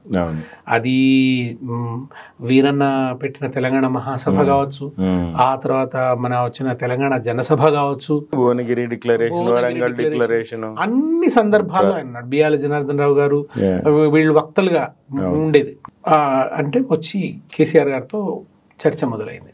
జయశంకర్ గారు ముగ్ధుడైపోయాడు కేసీఆర్ గారి ఆయన వింటున్న తీరు. చాలా లోతుగా విషయాలను అర్థం చేసుకొని ఆయన వ్యాలిడ్ సందేహాలు అడిగాడు, క్రిటికల్ గా. వినడం అంటే పాఠం చెప్తారు, ఇక అంతే వినాల్సిందే, దీన్ని ఏదో ఒప్పచెప్పాల్సింది కాదు. క్రిటికల్గా అడిగేవాడు. అడుగుతుంటే దాన్ని, ఎందుకంటే ఈ ప్రశ్నలు వస్తాయి కదా, మళ్ళీ అవతల శత్రువు వేస్తాడు, ప్రత్యర్థి వేస్తాడు, కనుక దాన్ని క్రిటికల్గా అర్థం చేసుకోవడానికి అక్కడ జయశంకర్ గారు చాలా ఇంప్రెస్ అయిపోయారు. నేను చాలా మందికి చెప్పానయ్యా, కానీ ఇట్లా విన్నవాళ్ళు చాలా అరుదు. కొంతమంది అయితే ఆవలంతలు తీస్తూ వినేవాళ్ళు. అయితే ఈయన దాన్ని అద్భుతంగా విన్నాడు, క్రిటికల్గా ఎనలైజ్ చేసుకున్నాడు. నేను ఇచ్చింది ఒక ముడి పదార్థంగా స్వీకరించి ఆయన, అంటే మనం అకాడమిక్గా చెప్తాం, దాన్ని ఒక ముడి పదార్థంగా తీసుకొని దాన్ని ప్రజల భాషలోకి అద్భుతంగా అనువదించి చెప్పాడు ఆయన. అది గొప్ప కాంట్రిబ్యూషన్ అని చెప్పి ఆయన ఎప్పుడు కూడా ఆ విషయంలో కేసీఆర్ గారి పట్ల ఆయనకు చాలా. ఆ తర్వాత ఆయన కేసీఆర్ గారిని ఏ దశలోనూ విడిచిపెట్టలేదు. ఉద్యమం మొత్తంలో కూడా ఆయన అందరితో ఉన్నాడు, అందరి సభలకు వెళ్ళాడు, అంతటా మాట్లాడాడు. ఆయన మీద కొన్నిసార్లు విమర్శ కూడా వచ్చింది, మీరేంటి సార్ కేసీఆర్ గారితోనే ఉంటారు అని అంటే ఆయన ఒకటే చెప్పాడు, కేసీఆర్ వచ్చిన తర్వాత ఉద్యమం విశాలతరమైంది, విస్తృతమైంది, దాని బలం చాలా పెరిగింది, దానికి ఒక పొలిటికల్ ఎక్స్ప్రెషన్ ఆయన ఇవ్వగలిగాడు. అంతకుముందు చాలా మంది వచ్చినారు, కానీ వాళ్ళు ఎవరు నిలబడలేదు. ఇందిరారెడ్డి పార్టీ పెట్టినా వెళ్ళినాడు, దేవేంద్ర గౌడ్ గారు పార్టీ పెట్టినప్పుడు కూడా జయశంకర్ గారు మొదటి సభకు ఆయన ఎప్పుడు ఒక మాట చెప్పేశారు, తెలంగాణ ఉద్యమకారులు ఎవరైనా కానీ, ఉద్యమ నాయకులు ఎవరైనా కానీ సమైక్యంగా పనిచేయండి. సమైక్యంగా వీలు కాలేదు, సమన్వయంతో పనిచేయండి. సమన్వయము వీలు కాలేదు, సమాంతరంగా పనిచేయండి, సంఘర్షణ వద్దు అనేవాడు. భలే చెప్పేవాడు, ఎంత ఆర్టికులేషన్, సింపుల్ గానే మన అద్భుతంగా చెప్పేవారు అనమాట. ఇదే కాదు సార్, ఒకసారి 2009 ఎలక్షన్స్ లో అనుకున్న ఫలితాలు రాలేదు. అనుకున్న ఫలితాలు రాకుంటే నేను టీవీ చర్చకు పోతున్నాను, ఏం చెప్పాను సార్ అన్నాను నేను చాలా దిగాలుగా. అంటే శ్రీనివాస్ అట్లా దిగాలు పడద్దు, ఉద్యమానికి 3 దశలు ఉంటాయి. ఒకటి భావజాల ప్రచార దశ, రెండవది ఆందోళన, మూడవది రాజకీయ ప్రక్రియ. మనం ఒక కోణంలో ఎదురు దెబ్బ వస్తే రెండో కోణంలోకి వెళ్ళిపోతాం. ఈ కోణంలో ప్రయత్నం బలోపేతం చేసుకుంటాం. కనుక మనకు ఉద్యమం అయ్యా ఇది, ఉద్యమంలో రాజకీయ ఇవన్నీ ఒక చిన్న ఒక కాంటెక్స్ట్, ఇదే సర్వస్వం కాదు. మనం ఆ పని చేస్తూ పోతాం. 69లో జరిగిన తర్వాత మేము ఇట్లా గనక దిగాలు పడిపోతే ఇవాళ ఇట్లా ఉండేదా అని అన్నాడు. ఓ చాలా ధైర్యం వచ్చి వెంటనే పోయి బాగా వాదించి వచ్చాము అప్పుడు టీవీ చర్చలలో. అట్లా ఆయన భలే కాయనే చేసి. ఇక్కడ ఒక నిమిషము, భావజాల వ్యాప్తి, ఆందోళన, రాజకీయ ప్రక్రియ, ఇది అన్నప్పుడు నాకు అంబేద్కర్ ఎడ్యుకేట్, యాజిటేట్, ఆర్గనైజ్ అనేది గుర్తొస్తుంది. పోరాడు. మీరు ఇందాక పాడిన పాటలో కూడా బుద్ధుడు అనే పదం వాడినరు. అంబేద్కర్ కూడా అందరికీ తెలిసిన విషయం, బుద్ధుడిని ఆరాధించడం, ఆ తత్వాన్ని ఆయన వంట పట్టించుకోవడం, బౌద్ధాన్ని స్వీకరించాడు. సో ఈ భావజాల వ్యాప్తి, ఆందోళన, రాజకీయ ప్రక్రియ ఇది ఉంది కదా. మీరు అదే పాటలో చేరువలోనే ఉన్నది చెరవీడే సమయం అని రాశారు కదా. ఈ రోజు పరిస్థితి తెలంగాణలో, ఈరోజు చెరలో ఉన్నది తెలంగాణ మళ్ళొక్కసారి. అయితే తెలంగాణలో ఉన్న తెలంగాణ శ్రేణులు, బీఆర్ఎస్ పార్టీ వాళ్ళు కావచ్చు, ఎవరైనా సరే తెలంగాణ బిడ్డలు చాలా వరకు నిరాశ నిస్పృహల్లో ఉండడం అనేది ఒక వాస్తవం. అక్కడక్కడ సమైక్యవాదుల ప్రభావం ఉన్న వాళ్ళు చాలా మంది కూడా ఇంకేం తెలంగాణ వచ్చింది అయిపోయింది, తెలంగాణ సెంటిమెంట్ అనేది మళ్ళీ ఎందుకు రెచ్చగొడుతున్నారు అనేది టీవీ చర్చలు కూడా నడుస్తూ ఉన్నది. సో ఇప్పుడు జయశంకర్ గారి జయంతి సందర్భంగా మాట్లాడుకుంటున్నాం కాబట్టి, ఎన్నికల రాజకీయాల్లో ఓటమి కానీ, అధికారం పోవడం కావచ్చు, ఏదైనా కావచ్చు, ఈ సందర్భంలో తెలంగాణ ప్రజలకి మళ్ళీ భావజాల వ్యాప్తి, మళ్ళీ ఆందోళన, మళ్ళీ రాజకీయ ప్రక్రియ, ఇది నిరంతరం కదా. జయశంకర్ గారు 69 ఉద్యమానికి సంబంధించి చేసిన comment is very valid even today. ఈ సందర్భానికి కూడా చేరువలోనే ఉన్నది చెరవీడే సమయం రాబోయే రోజులలో. ఇప్పుడు ఏదైతే దురదృష్టవశాత్తు శ్రీనివాస్ గారు, నాకు ఇవాళ పొద్దున వార్తాపత్రిక చూసినప్పుడు చాలా బాధ కలిగింది, లోపల పాలు విరిగిపోతున్నట్టుగా అనిపించింది. ఎట్లా అంటే జయశంకర్ గారి జయంతి, గద్దర్ వర్ధంతి, వీళ్ళని స్ఫూర్తిగా తీసుకోవాలి అని రేవంత్ రెడ్డి గారు అనడం, ఎట్లాంటి రోజుల్లో మనం ఉన్నాము అనే నిరాశ నాకు కూడా ఉంది, చాలామందికి కూడా ఉంది. ఈ చెరవీడే సమయము ఆసన్నమైంది, ఆ చెర మనం వదలగొట్టుకోవాలి అని కొంచెం మనం ఒక ఉద్యమ స్ఫూర్తితో ముందుకు పోవడానికి జయశంకర్ గారిని ఇంకా ఎట్లా మనము తెలంగాణ సమాజానికి ఇంకా ఎట్లా పరిచయం చేయాలి, దీని కార్యాచరణ ఏంటి? అంటే సార్, ఇప్పుడు రాష్ట్రం ఏర్పడినంత మాత్రాన వలసవాద భావజాలం పోలేదు, అది సృష్టించిన భావజాలము అనేది పోలేదు, అది నిరంతరం దాని ప్రభావాన్ని చూపిస్తూనే వస్తుంది. దానికన్నా ఇంకొకటి ఏంటంటే ఆ భావజాలంతో ఉన్న పత్రికలు ఉన్నాయి, మీడియా ఉంది, వాళ్ళ చేతుల్లో ఉంది. మీడియా అనేది ఇప్పటికి కూడా వాళ్ళ చేతుల్లో ఉంది. మన మెదళ్ళని కంట్రోల్ చేయగలిగినటువంటి శక్తితో ఉన్నారు. ఉండి అంటే మీకు అప్పుడు కూడా ఏం జరిగేదంటే సార్, అంటే తెలంగాణ ఉద్యమంలో కూడా ఏం చేసేవాళ్ళు అంటే ఎన్నికల రాజకీయాల్ని ప్రభావితం చేయగలిగిన రాజకీయ శక్తుల్నేమో తక్కువ చేసి చూపించేవాళ్ళు. ఎందుకంటే వాళ్ళు ప్రమాదకారులు కనుక వాళ్ళని తక్కువ చేయాలి, వాళ్ళని పడగొట్టాలి. వాళ్ళ అస్తిత్వానికి వాళ్ళ ప్రయోజనాలకి అడ్డం వచ్చి విఘాతం కలిగి తమ పెత్తనాలు పోతాయి కదా. టిఆర్ఎస్ గెలిచింది అనుకోండి, తెలంగాణ వాదం బలపడుతుంది అనుకోండి, రాష్ట్రం ఏర్పడడానికి మార్గం సుగమం అనుకోండి, వీళ్ళ పెత్తనం మెల్లమెల్లగా కూలిపోతుంది. కనుక ఏం చేసేవాళ్ళంటే తమ పత్రికల ద్వారా నిరంతరం కేసీఆర్ మీద ఒక దాడి, ఆయన వ్యక్తిత్వ హననం, రకరకాల పుకార్లు పుట్టించడం, ఇవన్నీ చేసి ఈయన కాదు అసలు ఉద్యమకారు అని ఎలక్టోరల్ పాలిటిక్స్ ని ప్రభావితం చేయలేని ఒక సెక్షన్ ఉంటుంది. నిజాయితీ గల తెలంగాణ వాదులే అయినప్పటికీ వాళ్ళు ఎన్నికల రాజకీయాలు ప్రభావితం చేయరు. వీళ్ళు నిజమైన ఉద్యమకారులు, ఈయన కాదు. చూడడానికి ఆ పత్రిక తెలంగాణ వాదాన్ని సమర్థిస్తున్నట్టు, ఎందుకంటే వీళ్ళని హైలైట్ చేస్తున్నారు కనుక. కానీ వాళ్ళు చాలా చాకచక్యంగా చేసే పని ఏంటంటే తెలంగాణ వాదాన్ని సమర్థిస్తున్నట్టుంటది, వీళ్ళని హైలైట్ చేస్తున్నట్టుంటది. ఎవరైతే ఎన్నికల రాజకీయాలు ప్రభావితం చేయగలుగుతారో వాళ్ళని దెబ్బ కొడతారు, మన వాళ్ళతోనే మన వాళ్ళని దెబ్బ కొడతారు. ఈ వ్యూహం చాలా చేసేవాళ్ళు అనమాట. ఇది పద్ధతి ప్రకారం ఈ వ్యూహం జరిగేది. ఈ ఆంధ్ర మీడియా పెట్టిన పేరే, సీమాంధ్ర మీడియా పెట్టిన పేరే తెలంగాణ సెంటిమెంట్. ఇది సెంటిమెంట్ కాదండి, మన గుండె చప్పుడు. అది తెలంగాణ గుండె చప్పుడు, తెలంగాణ శ్వాస. అది తెలంగాణ వాద దృక్పథంలోంచి విషయాన్ని అర్థం చేసుకుంటాం మనం. ఇది ఎందుకు జరుగుతుంది, ఏమిటి, దీని వెనక ఎవరున్నారు, ఇవన్నీ కూడా. నిజంగా అంటే ఇప్పటికీ చాలా రంగాల్లో తెలంగాణ సామాజిక శక్తులు ఇంకా బలపడలేదు, బలపడవలసినటువంటి అవసరం ఉంది. దానికి కారణాలు అనేకం ఉన్నాయి. ఒక పార్టీ అధికారంలోకి వచ్చి 10 ఏళ్ళు పరిపాలించినా కూడా పోయేటి కావాలి. ఉదాహరణకు సినిమా రంగం ఉందనుకోండి, సినిమా రంగం చారిత్రకంగా అది మద్రాసుతో ముడిపడి ఉంది. అక్కడ వాళ్ళకి దాంట్లో ఒక ప్రావీణ్యత వచ్చింది, దాని నుంచి సినిమాలు వచ్చినాయి. ఇవాళకి తెలంగాణ సినిమా రంగం అనేది ఇంకా అది ఒక రూపం తీసుకుంటలేదు. అంటే కేవలం ప్రభుత్వాలు చేయగలిగిన పని కూడా కాదు, దాంట్లో సాంస్కృతికంగా జరగాలి. నిర్మాతలు రావాలి కదా, నిర్మాతలు వచ్చి సినిమాలు తీయాలి కదా, అది మార్కెట్ అవుతుంది అనుకున్నప్పుడే తీస్తారు. ఆ తీయటంలో కూడా తెలంగాణ హృదయంతో తీయాలి కదా. మళ్ళీ వాళ్ళ హృదయంతో వాళ్ళ కోణంలోంచి చూసిన సినిమా ఎలా ఉంటది, అది ఒక మామూలు చదువుకున్న అమ్మాయి కూడా బాడుకావు అంటుంటుంది. అంటే వీళ్ళు ఇట్లా మాట్లాడారు అన్నట్టుగా. కరెక్ట్. సో అది ఆ కళ్ళతో చూసినప్పుడు అట్లా ఉంటది అనమాట. నిజంగా తెలంగాణ వాళ్ళు ఎట్లా నవ్వుతారు, తెలంగాణ వాళ్ళు ఎట్లా పరాచకం ఆడతారు, తెలంగాణ వాళ్ళు ఎట్లా ఏడుస్తారు, మన ఇవన్నీ నవరసాలు ఎట్లా ఉంటాయి ఇక్కడ జీవితంలో, దాని వ్యక్తీకరణలు ఎట్లుంటాయి, ఇవి చిత్రీకరణకు నోచుకోవడం లేదు. నిజంగా కొంచెం బలగం లాంటి అక్కడక్కడ ఒక చిన్న అలా మెరుపులు, కొంత సహజత్వము, కొంత ఇక్కడ జీవితానికి దగ్గరగా ఉన్నటువంటి సినిమాలు అన్నమాట. ఇది వేధిస్తున్నటువంటి సమస్య. కనుక భావజాలం రంగంలో ఇంకా పూర్తిగా ఆ తెలంగాణ తత్వం అనేది ఇంకా ఏర్పడలేదు. అయితే దాని కనుక ఏంటంటే ఇది సజీవంగా మనం మాట్లాడాల్సి వస్తుంటది, మనం హెచ్చరించవలసి వస్తుంటది. ఇవాళ మనకు బనకచెర్ల లాంటి ఉదంతాలు కనబడుతున్నాయి కదా, అంటే నీళ్ల గురించి మనం ఏదైతే మాట్లాడుతున్నామో ఇంకా మన అవసరాలు తీరే విధంగా ప్రాజెక్టుల నిర్మాణం జరగలేదు, ఇంకా మనకు నీటి పంపకాలకు సంబంధించినటువంటి సమస్యలు ఉన్నాయి.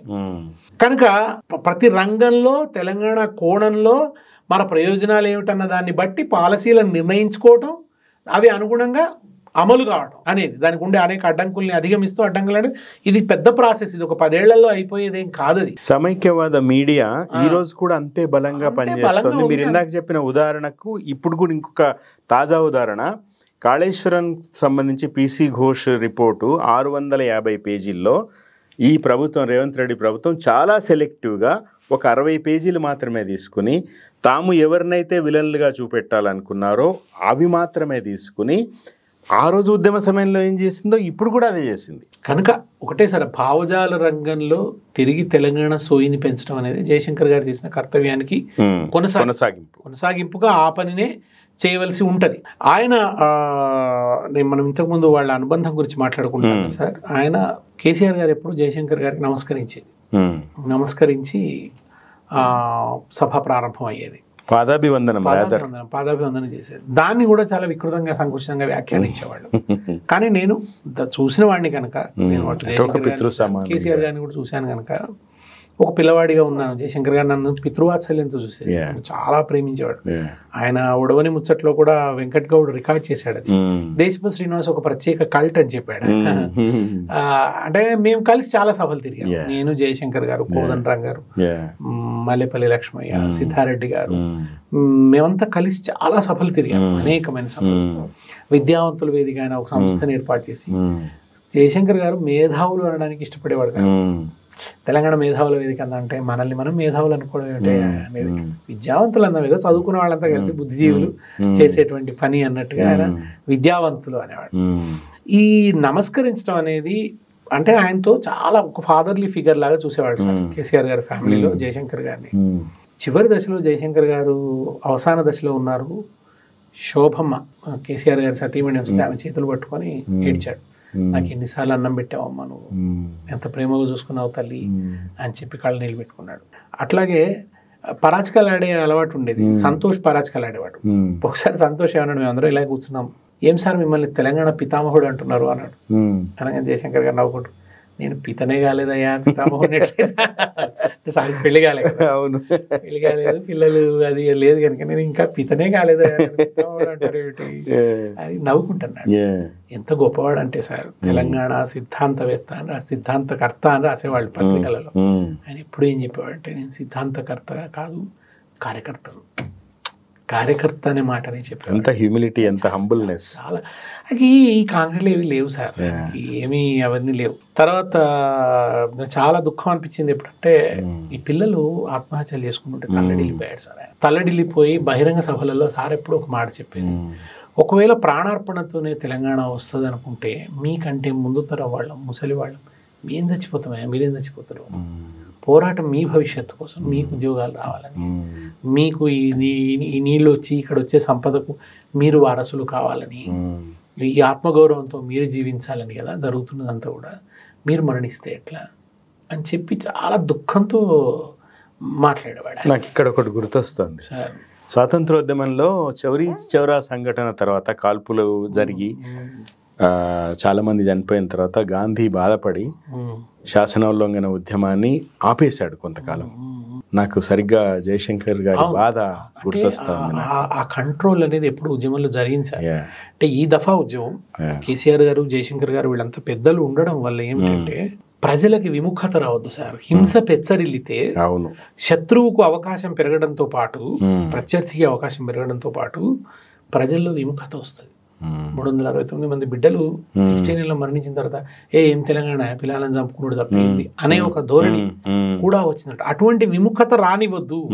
ఒక ఉద్యమాన్ని మీరు సజీవంగా ఉంచడం అనేది అంత ఈజీ టాస్క్ కాదు. అది నిరంతరం సజీవంగా ఉంచాలి, శక్తివంతంగా ఉంచాలి, శక్తివంతంగా ఉంచాలి. అప్పుడప్పుడు కేసీఆర్ గారు ఒక సంచలన వ్యాఖ్యానం చేసేవాడు.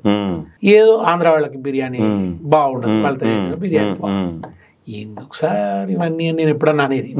అంటే శ్రీనివాస్ నీకు తెలియదు, ఈ మీడియా ఎటువంటిదంటే, ఈ ఆంధ్ర సీమ మనకు మీడియా లేదు, వీళ్ళు మన గురించి మాట్లాడరు, చర్చ పెట్టరు. చర్చ పెట్టక వాళ్ళు ఎప్పుడూ ఎజెండాలో తెలంగాణ అంశం లేకుండా చేయాలి ఎట్లా అని వాళ్ళు ఆలోచిస్తారు. మనం ఆ స్పేస్ ని ఆక్రమించాలంటే ఇట్లా మాట్లాడితే మనల్ని తిట్టడానికైనా చర్చ పెడతారు. చర్చ పెట్టినప్పుడు అనివార్యంగా ఏమైతుంది, మళ్ళీ అది ఎక్కడికి దారి తీస్తే చర్చ సారం, తెలంగాణ ఎందుకు ఇస్తలేరు అనే దగ్గరికి వస్తుంది. అందుకని అలా చాలా ఆయన వ్యూహాత్మకంగా చేసేవాళ్ళు. జయశంకర్ గారు ఒక ఫాదర్లీ ఫిగర్ అయితే, ఈ ఇంట్లో కూడా ఎప్పుడన్నా అడిగితే, సార్ మీకు టీ ఎలా కావాలి సార్, షుగర్తో కావాలా వితౌట్ షుగర్ కావాలా అంటే ఆయన నవ్వుకుంటూ, I can take cup of sugar without tea also. చాలా ప్రేమగా, అంటే నేను ఎప్పుడన్నా ఇంటికి పోతే, వరంగల్ పోతే మామూలుగా లుంగి బనియంతో ఎట్లా ఉండేవాడు, ఏదన్నా తినండి, ఏదైనా తెప్పించి ఇవ్వండి, ఆ మర్యాదని బాగా ఫీల్ అయ్యేవాడు.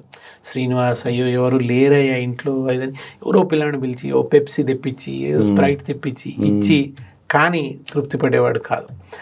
కేసీఆర్ గారు కూడా అదే ఎగ్జాక్ట్లీ. జయశంకర్ గారు ఒక మాట చెప్పారు కేసీఆర్ గారు ఈ విషయంలో, ఆయనను ఫ్యూడల్ అంటారయ్యా, మీరు గొడవని ముచ్చట వెంకట్ గౌడ్ రికార్డ్ చేసిన దాంట్లో చదవండి, ఆయనను ఫ్యూడల్ అంటారయ్యా, ఆయన డ్రైవర్తో కూడా కూర్చొని భోజనం చేస్తాడు, ఒక్కోసారి ఒక సాధారణమైన వ్యక్తితో కూర్చొని గంటలు మాట్లాడుతుంటాడు, బయట పెద్ద విఐపీలు వెయిట్ చేస్తుంటారు. తర్వాత ఆయన ఎప్పుడు ఇంకొక మనిషి లేకుండా భోజనం చేయడు. ఆ భోజనం చేసేటప్పుడు కూడా కొసరి వడ్డిస్తాడు, చుట్టూ ఉన్న వాళ్ళకి వడ్డిస్తాడు. అటువంటి ఇదితో ఉంటాడు ఆయన. చదువుతాడు బాగా, అర్థం చేసుకుంటాడు లోతుగా, అర్థం చేసుకొని మాట్లాడతాడు. పాలిటిక్స్ లో ఆయనకు ఉండేటువంటి వ్యూహాలు ఉంటాయి, అవి వేరే విషయం.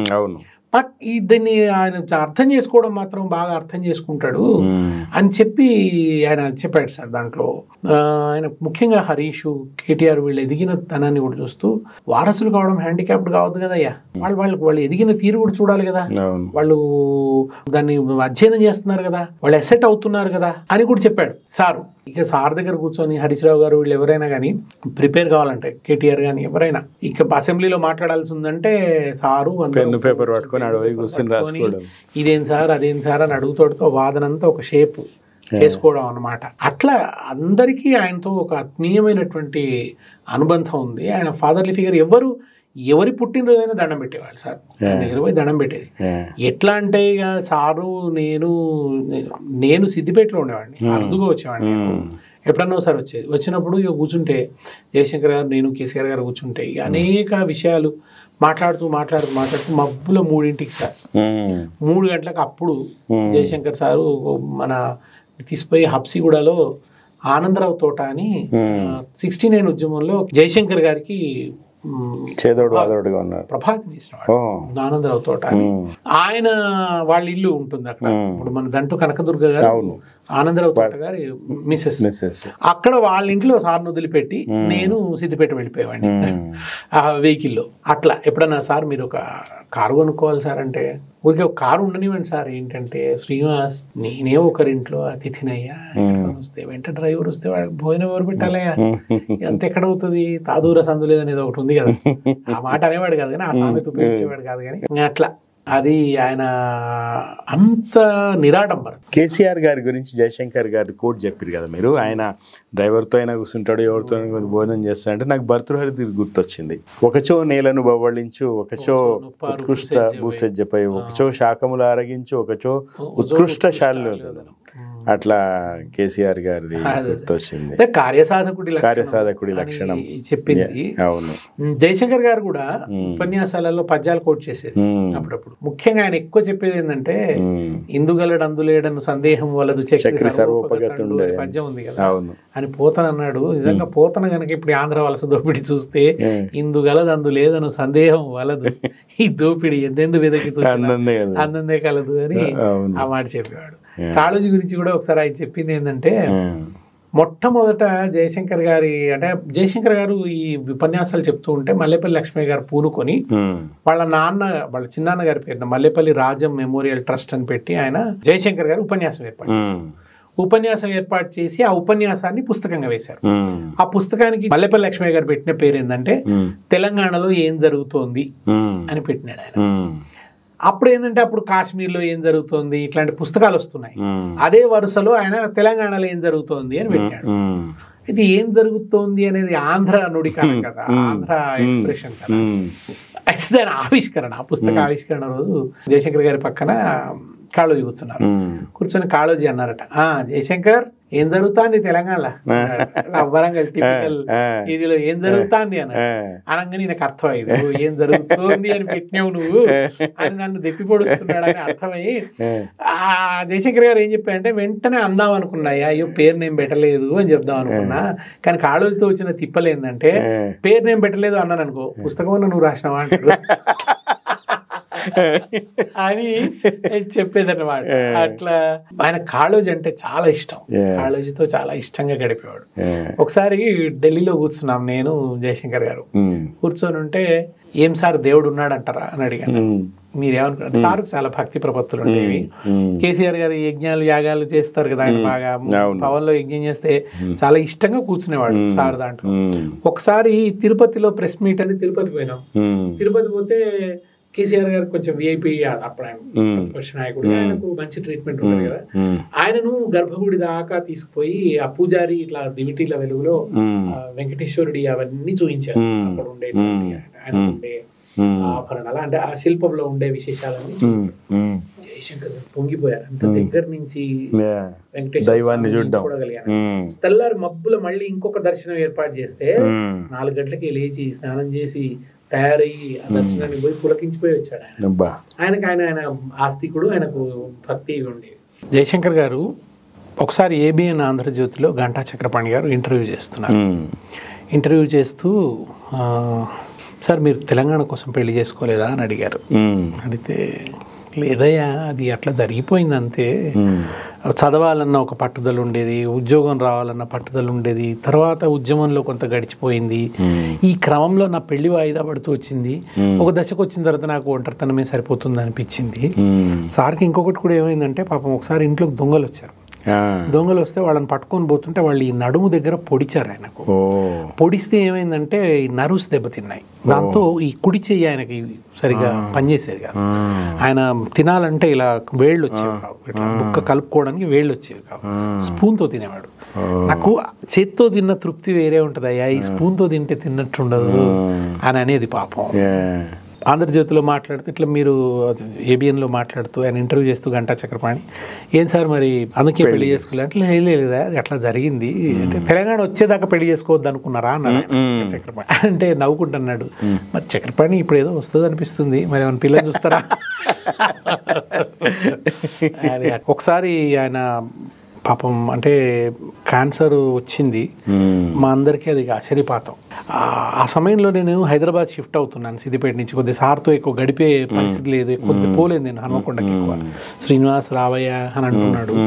సార్ హాస్పిటల్లో ఉంటే నేను మల్లెపల్లి లక్ష్మయ్య గారు పోయి కూర్చొని మాట్లాడుతుంటే సార్ ఒక మాట చెప్పారు, వృత్తిగత జీవితం సంతృప్తినిచ్చింది. Is a great administrator sir. అంటే ఆయన సికేఎం కాలేజీలో చంద్రకాంతయ్య మెమోరియల్ కాలేజీలో పనిచేసినప్పుడు ఉధృతమైన ఉద్యమాలు, ముఖ్యంగా పీపుల్స్ వారు అది ఉధృతి స్ట్రాంగ్ బెడ్ చాలా ఉధృతి ఉంది. ఆ సమయంలో కాలేజీ ప్రిన్సిపాల్గా ఉంటూ ఇటు ఉద్యమకారులకు ఇటు ప్రభుత్వానికి మధ్య ఆయన ఒక సమన్వయ వారధిగా ఉన్నాడు. కాలేజీ ఎడ్యుకేషన్ దెబ్బతినొద్దు, అట్లాగే పిల్లల చైతన్యాన్ని అణిచివేయద్దు, దాంట్లో పోలీసుల జోక్యం ఉండొద్దు, ఇలా ఒక అద్భుతమైన అడ్మినిస్ట్రేటర్గా ఉన్నాడు ఆయన. ఆ రకంగా ఆయన ఇటు లెఫ్ట్ వాళ్ళకి, ఎక్స్ట్రీమ్ లెఫ్ట్ వాళ్ళకి ఆయన ఆమోదయోగ్యమైన మనిషి. ఇటు ప్రభుత్వంలో కూడా ఆయన ఉంటే ఆయన ఈజ్ ద ట్రబుల్ షూటర్, ఆయన్నే ఉండాలి అని అనేంత అట్లాంటి వాళ్ళు ఎప్పుడు అవసరం ఉంటుంది సమాజానికి. సరిహద్దు గాంధీ లాగా. హరగోపాల్ గారికి మన జయశంకర్ గారికి చాలా ఆత్మీయమైన బంధం. రిటైర్మెంట్ బెనిఫిట్స్ రాలేదు జయశంకర్ గారికి. రాకుంటే ఈయన వెళ్ళి అడిగే, అసలు మన్మోహన్ సింగ్ మిత్రుడు, యూజీసీ చైర్మన్ గా మన్మోహన్ సింగ్ ఉన్నప్పుడు పరిచయం జయశంకర్ గారి. అంత పరిచయం ఉండి కూడా పైరవి చేయటం ఆయనకు రాదు పాపం. హరగోపాల్ గారు యూజీసీకి పోయి అరే జయశంకర్ గారిది ఇట్లా రాలేదయా, అవి పెన్షన్ సెటిల్మెంట్ కాలేదు, అది ఇది అని చెప్పి ఏదో కొంత సర్వీస్ లెక్కలోకి రాలేదు, అది చేసి ఆయన పెన్షన్ వచ్చేలాగా ఆ ఏర్పాటు, అంటే ఆ పని చూసింది హరగోపాల్ గారు అనమాట. పాపం ఆ పని కూడా జయశంకర్ గారికి ఆయనతో కాదు అది. అందుకని అంటే ఇవన్నీ బుద్భుతమైన విషయాలు అనుకుంటారా? Because he is such a deep person. చాలా ఆత్మాభిమానం ఉన్న మనిషి. ఏది ఎవరి దగ్గర నుంచి చేయి చాచటం కానీ కావాలని అడగటం కానీ ఆయనకు ఇష్టం ఉండేది కాదు. కాబట్టి యాచించడం కాదనే నినాదం కూడా వచ్చింది. అందుకే చెప్పాడు యాచించి కాదు శాసించి తీసుకోవాలనేది కూడా. ఏవి అలవోకగా రాలేదు సార్ నుంచి. నీళ్లు నిధులు నియామకాలను ఆయనే చేశాడంటే కూడా ఆయన భావజాల రచన చేస్తూ వచ్చినాడు సార్. ఆయనకు బాగా అర్థమైంది సారాంశం ఇది, అందుకని అలా ఆయనే చేశాడు. మనకి ఇప్పుడున్న ఈ వెర్రి ముఖ్యమంత్రి నీళ్లు నిధులు నియామకాలు అనేది ప్రజల నినాదం కాదు అన్నాడు. ఆయనకి ఏం తెలిసి చెప్పండి. ఆయన నినాదం జయశంకర్తో కూర్చున్నాడా, మాట్లాడినాడా, బాధ్యతగా తెలంగాణ గురించి తెలుసుకునే ప్రయత్నం చేసినాడా, ఒక మంచి ఉపన్యాసం చేసినాడా తెలంగాణ గురించి? ఏదో బాబు గారి ప్రయోజనాల కోసం పనిచేస్తూ వచ్చి ప్రవేశపెట్టబడ్డాడు అంతే కదా. ఆయన అదే పని చేసినాడు. బాబు గారిని నిలదీస్తామని కోదండరాం గారు ఇచ్చిన కాలది. బాబును తెలంగాణ స్టాండ్ ఏమిటి, ఆయన అప్పుడు పాదయాత్ర పెట్టుకున్నాడు చంద్రబాబు, నిండు ఉద్యమము చంద్రబాబు నాయుడు పాదయాత్ర అంటే మరి పాదయాత్రలో నిలదీయండి అని కోదండరాం గారు కాల్ ఇచ్చారు. ఏది తెలంగాణ మీద వైఖరి ప్రకటించాలి చంద్రబాబు నాయుడు అని కోదండరాం గారు కాలిస్తే, అప్పుడు కాలిస్తే ఈయన తుపాకు పట్టుకొని బయలుదేరాడు. అవును, ఎవడరా మా బాబును అడ్డొచ్చేవాడు ఎవడు, నేను రైఫిల్ తీసుకొని వస్తున్నాను, రైఫిల్ తీసుకొని బయలుదేరాడు. ఆ తర్వాత మీకు తెలిసిందే మన తొలి ప్రభుత్వాన్ని కూలగొట్టే ప్రయత్నం చేశాడు. అంటే చాలా మంది నాయకులు ఏదో ఒక దశలో మారారు సార్. వాళ్ళ క్రక్స్ లో ఉన్నప్పటికీ ఏదో ఒక దశలో మారారు. ఏ దశలోనూ మారని వ్యక్తి ఏ దశలోనూ తెలంగాణకు అనుకూలంగా మారని వ్యక్తి ఇతను. తర్వాత ఆయన చాలా తెలంగాణ వచ్చిన తర్వాత ఇంకా కేసీఆర్ను పడగొట్టడం కోసం స్ట్రాటజిక్గా ఆయన కొన్ని తెలంగాణకు సంబంధించిన విషయాలు మాట్లాడాడు తప్ప ఆయన తెలంగాణ వాదానికి ఉపయోగపడేటట్టు, తెలంగాణ రాష్ట్రానికి ఉపయోగపడేటట్టు, తెలంగాణ ఆత్మగౌరవం నిలబడడం కోసం ఆయన ఎప్పుడు లేదు. ఆయన ఏ పని చేసినా ఆ ఉద్దేశంగా తన పొలిటికల్ కెరీర్ కోసం ఆయన అక్కడి నుంచి మన అరే నేను ఏ పార్టీలో ఉన్నానో ఆ పార్టీ లేకుండా అయిపోయిందే, మా నాయకుడికి ఇక్కడ తెలంగాణలో స్టేట్స్ లేకుండా పోయినాయే అనే కోపము ఆ కసి తీర్చుకోవడంలోనే ఆయన పని చేసినాడు తప్ప ఆయనకి ఆయన ఎప్పుడూ తెలంగాణ వాడు కాదు, తెలంగాణ వాదం లేదు. ఇక్కడ పుట్టున్నాడు కానీ దట్ వాజ్ ఎన్ యాక్సిడెంట్. అతనికి ఆ స్వభావం లేదు ఆయనలో. కనుక ఆయన ఎప్పుడు జయశంకర్ గారితో కూర్చున్నది లేదు, మాట్లాడింది లేదు. కనుక ఆయన నిధులు నీళ్లు నియామకాలని ఒక సారం పిండి సార్ చెప్పిన మాట విలువ ఆయన తెలియదు. ప్రజల నినాదం కాదన్నాడు. నిజానికి ప్రజలందరిలోకి అది పరివ్యాప్తం అయిపోయింది ఆ మాట. అసలు తెలంగాణ అనగానే మా నీళ్లు మాకేనని అది గద్దర్ రాశారన్నా కూడా అక్కడి నుంచి వచ్చిన ఇదే కదా. అట్లా ఆయన తర్వాత ఆయనకు జయశంకర్ గారికి అంటే మేము కలిసి చాలా సభల్లో తిరిగి మాట్లాడుతుంటే కూడా ఫస్ట్ టైం ఒకసారి అంటే నేను ధైర్యంగా సార్ ముందు మాట్లాడింది అశోక హోటల్లో తెలంగాణ ఎంప్లాయీస్ అసోసియేషన్ వాళ్ళు ఒక మీటింగ్ పెట్టారు. మీటింగ్ పెడితే అక్కడ నేను వచ్చి ఆ రోజు నేను ఈ ట్యాంక్ బండ్ విగ్రహాలు వీటి గురించి మాట్లాడాను. మాట్లాడి ఆ తర్వాత మన మా తెలుగు తల్లికి మల్లెపూదండ మా పాలిట వెక్కిరింత అయిపోయింది, గలగల గోదావరి కదిలిపోతుంది అనేది, అది ఎటువైపు కదిలిపోతుంది, ఆ కృష్ణమ్మ ఎటు పరుగులు ఇడుతుంది, ఎవరి దగ్గర బంగారు పంటలు పండుతున్నాయి, ఎక్కడ బురిపాల ముత్యాలు దొర్లుతున్నాయి అని ఇట్లా నేను మాట్లాడితే ఆయన నచ్చి తర్వాత పిలిచాడు. అల్లూరి సీతారామరాజు గురించి చదువుకున్నాము. అల్లూరి సీతారామరాజు అంటే ఇన్స్పిరేషను, గౌరవనీయుడు. ఆయన మైదాన ప్రాంతం నుంచి వచ్చి ట్రైబల్స్ను ఒకటి చేసి ట్రైబల్స్ హక్కుల కోసం పోరాడాడు. కానీ ట్రైబల్స్లో నుంచి వచ్చి ట్రైబల్స్ హక్కుల కోసం పోరాడిన కొమరం భీం ఎక్కడ వెళ్ళిపోయాడు చరిత్రలో, కొమరం భీం ఎందుకు లేడు మా పాఠ్య పుస్తకాలలో అని ఇట్లా నేను పాఠ్య పుస్తకాలు సంస్కృతి ఈ విషయాల గురించి మాట్లాడుతుంటే చాలా చాలా సంతోషపడి దగ్గరికి పిలుచుకున్నాడు. దగ్గర పిలుచుకొని సిమిలర్గా ఉందయ్యా మనం ఆలోచిస్తున్న థాట్ ప్రాసెస్ అని అన్నాడు. ఆ తర్వాత అది ఎంత గొప్ప కాంప్లిమెంట్ మీకు. చాలా సార్ నేను ఆయన ప్రేమను బాగా అనుభవించాను. ఆ తర్వాత ఒకసారి 2004 ఎన్నికల కంటే చాలా ముందు 2003 ఆ ప్రాంతం అనుకుంటాను, హనుమకొండలో సభ. ఆ హనుమకొండ సభకి ఈటెల రాజేందర్ గారు ఫోన్ చేశారు. రాజేందర్ గారు ఫోన్ చేసి మీరు ఎలకతుర్తికి రావాలి, నేను అప్పుడు హుస్నాబాద్లో ఉన్నాను, మా అక్కయ్య వాళ్ళు ఉండేవాళ్ళు హుస్నాబాద్లో, ఎలకతుర్తికి రావాలి అని చెప్తే సరేనని నేను ఎలకతుర్తికి పోతే సారు ఒక టాటా సఫారీలో జయశంకర్ గారు కూర్చొని వచ్చారన్నమాట. ఒక వైస్ ఛాన్సలర్ హోదాలో ఉన్న వ్యక్తి, ఆయనతో మనం చిన్న పిల్లాడిని నేను ఇట్లా మాట్లాడలేం కదా. ఎంత సరే 30లో ఉన్నాను నేను, అప్పుడప్పుడే 30లో ప్రవేశించాను. వెనుకకు పోయి ఒద్దికగా కూర్చున్నాను. ఏం పేరయ్యా అన్నాడు. దేశపతి శ్రీనివాస్ సార్ అంటే విన్నాను అన్నాడు. అని ఆ తర్వాత మేము జమికుంటలో మాట్లాడితే బాగా సంతోషించాడు. అక్కడి నుంచి హనుమకొండ వచ్చినాం. హనుమకొండ వచ్చి హనుమకొండ అశోక హోటల్లో సభ అయితే ఆ సభలో ముందు జయశంకర్ గారు మాట్లాడారు. ఆయన నిరాడంబరతకి ఇవాళ కూడా వినమ్రంగా నివాళులు అర్పిస్తాను సార్. ఆయన ఏమన్నారంటే, నేను ఒక తెలంగాణ పిచ్చివాడిని, నాకు వయసు మీరిపోయింది, వృద్ధాప్యం నాకు ఇప్పుడు ఒక కొత్త పిచ్చోడు దొరికింది, తెలంగాణ యువకుడైన పిచ్చోడు దొరికింది, తను బాగా మాట్లాడుతున్నాడు, ఇవాళ నేను మాట్లాడను, తనను వింటాను అని తను మాట్లాడకుండా కూర్చున్నాడు సార్ ఆ సభలో. అంటే సభ మొత్తం నాకు వదిలేసినాడు.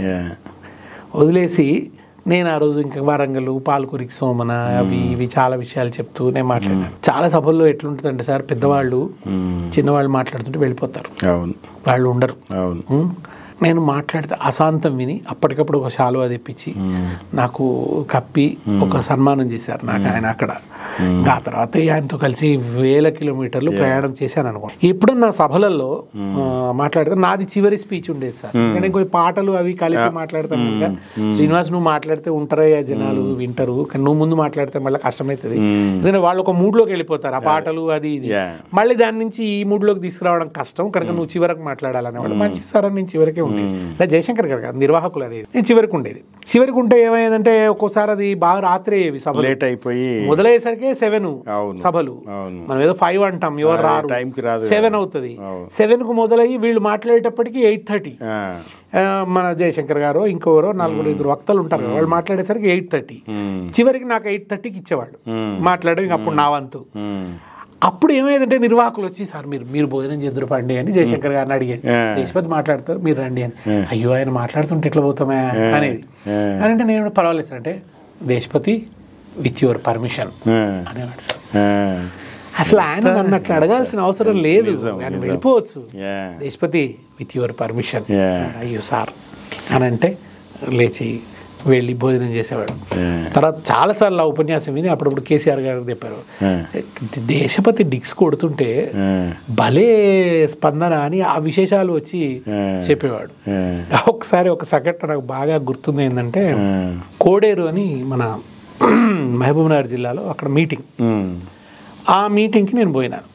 పోతే ఆ మీటింగ్లో ఏమైందంటే, నేను రాజశేఖర రెడ్డి జలయజ్ఞం అది ఊరికేనే నామమాత్రంగానే కాలువలు తవ్వుతున్నారు తప్ప నీళ్ళు వచ్చే పరిస్థితి లేదు. కృష్ణ నీళ్ళు అసలు ఆయన మహబూబ్నగర్కి ఇవ్వడానికి సిద్ధంగా లేడు.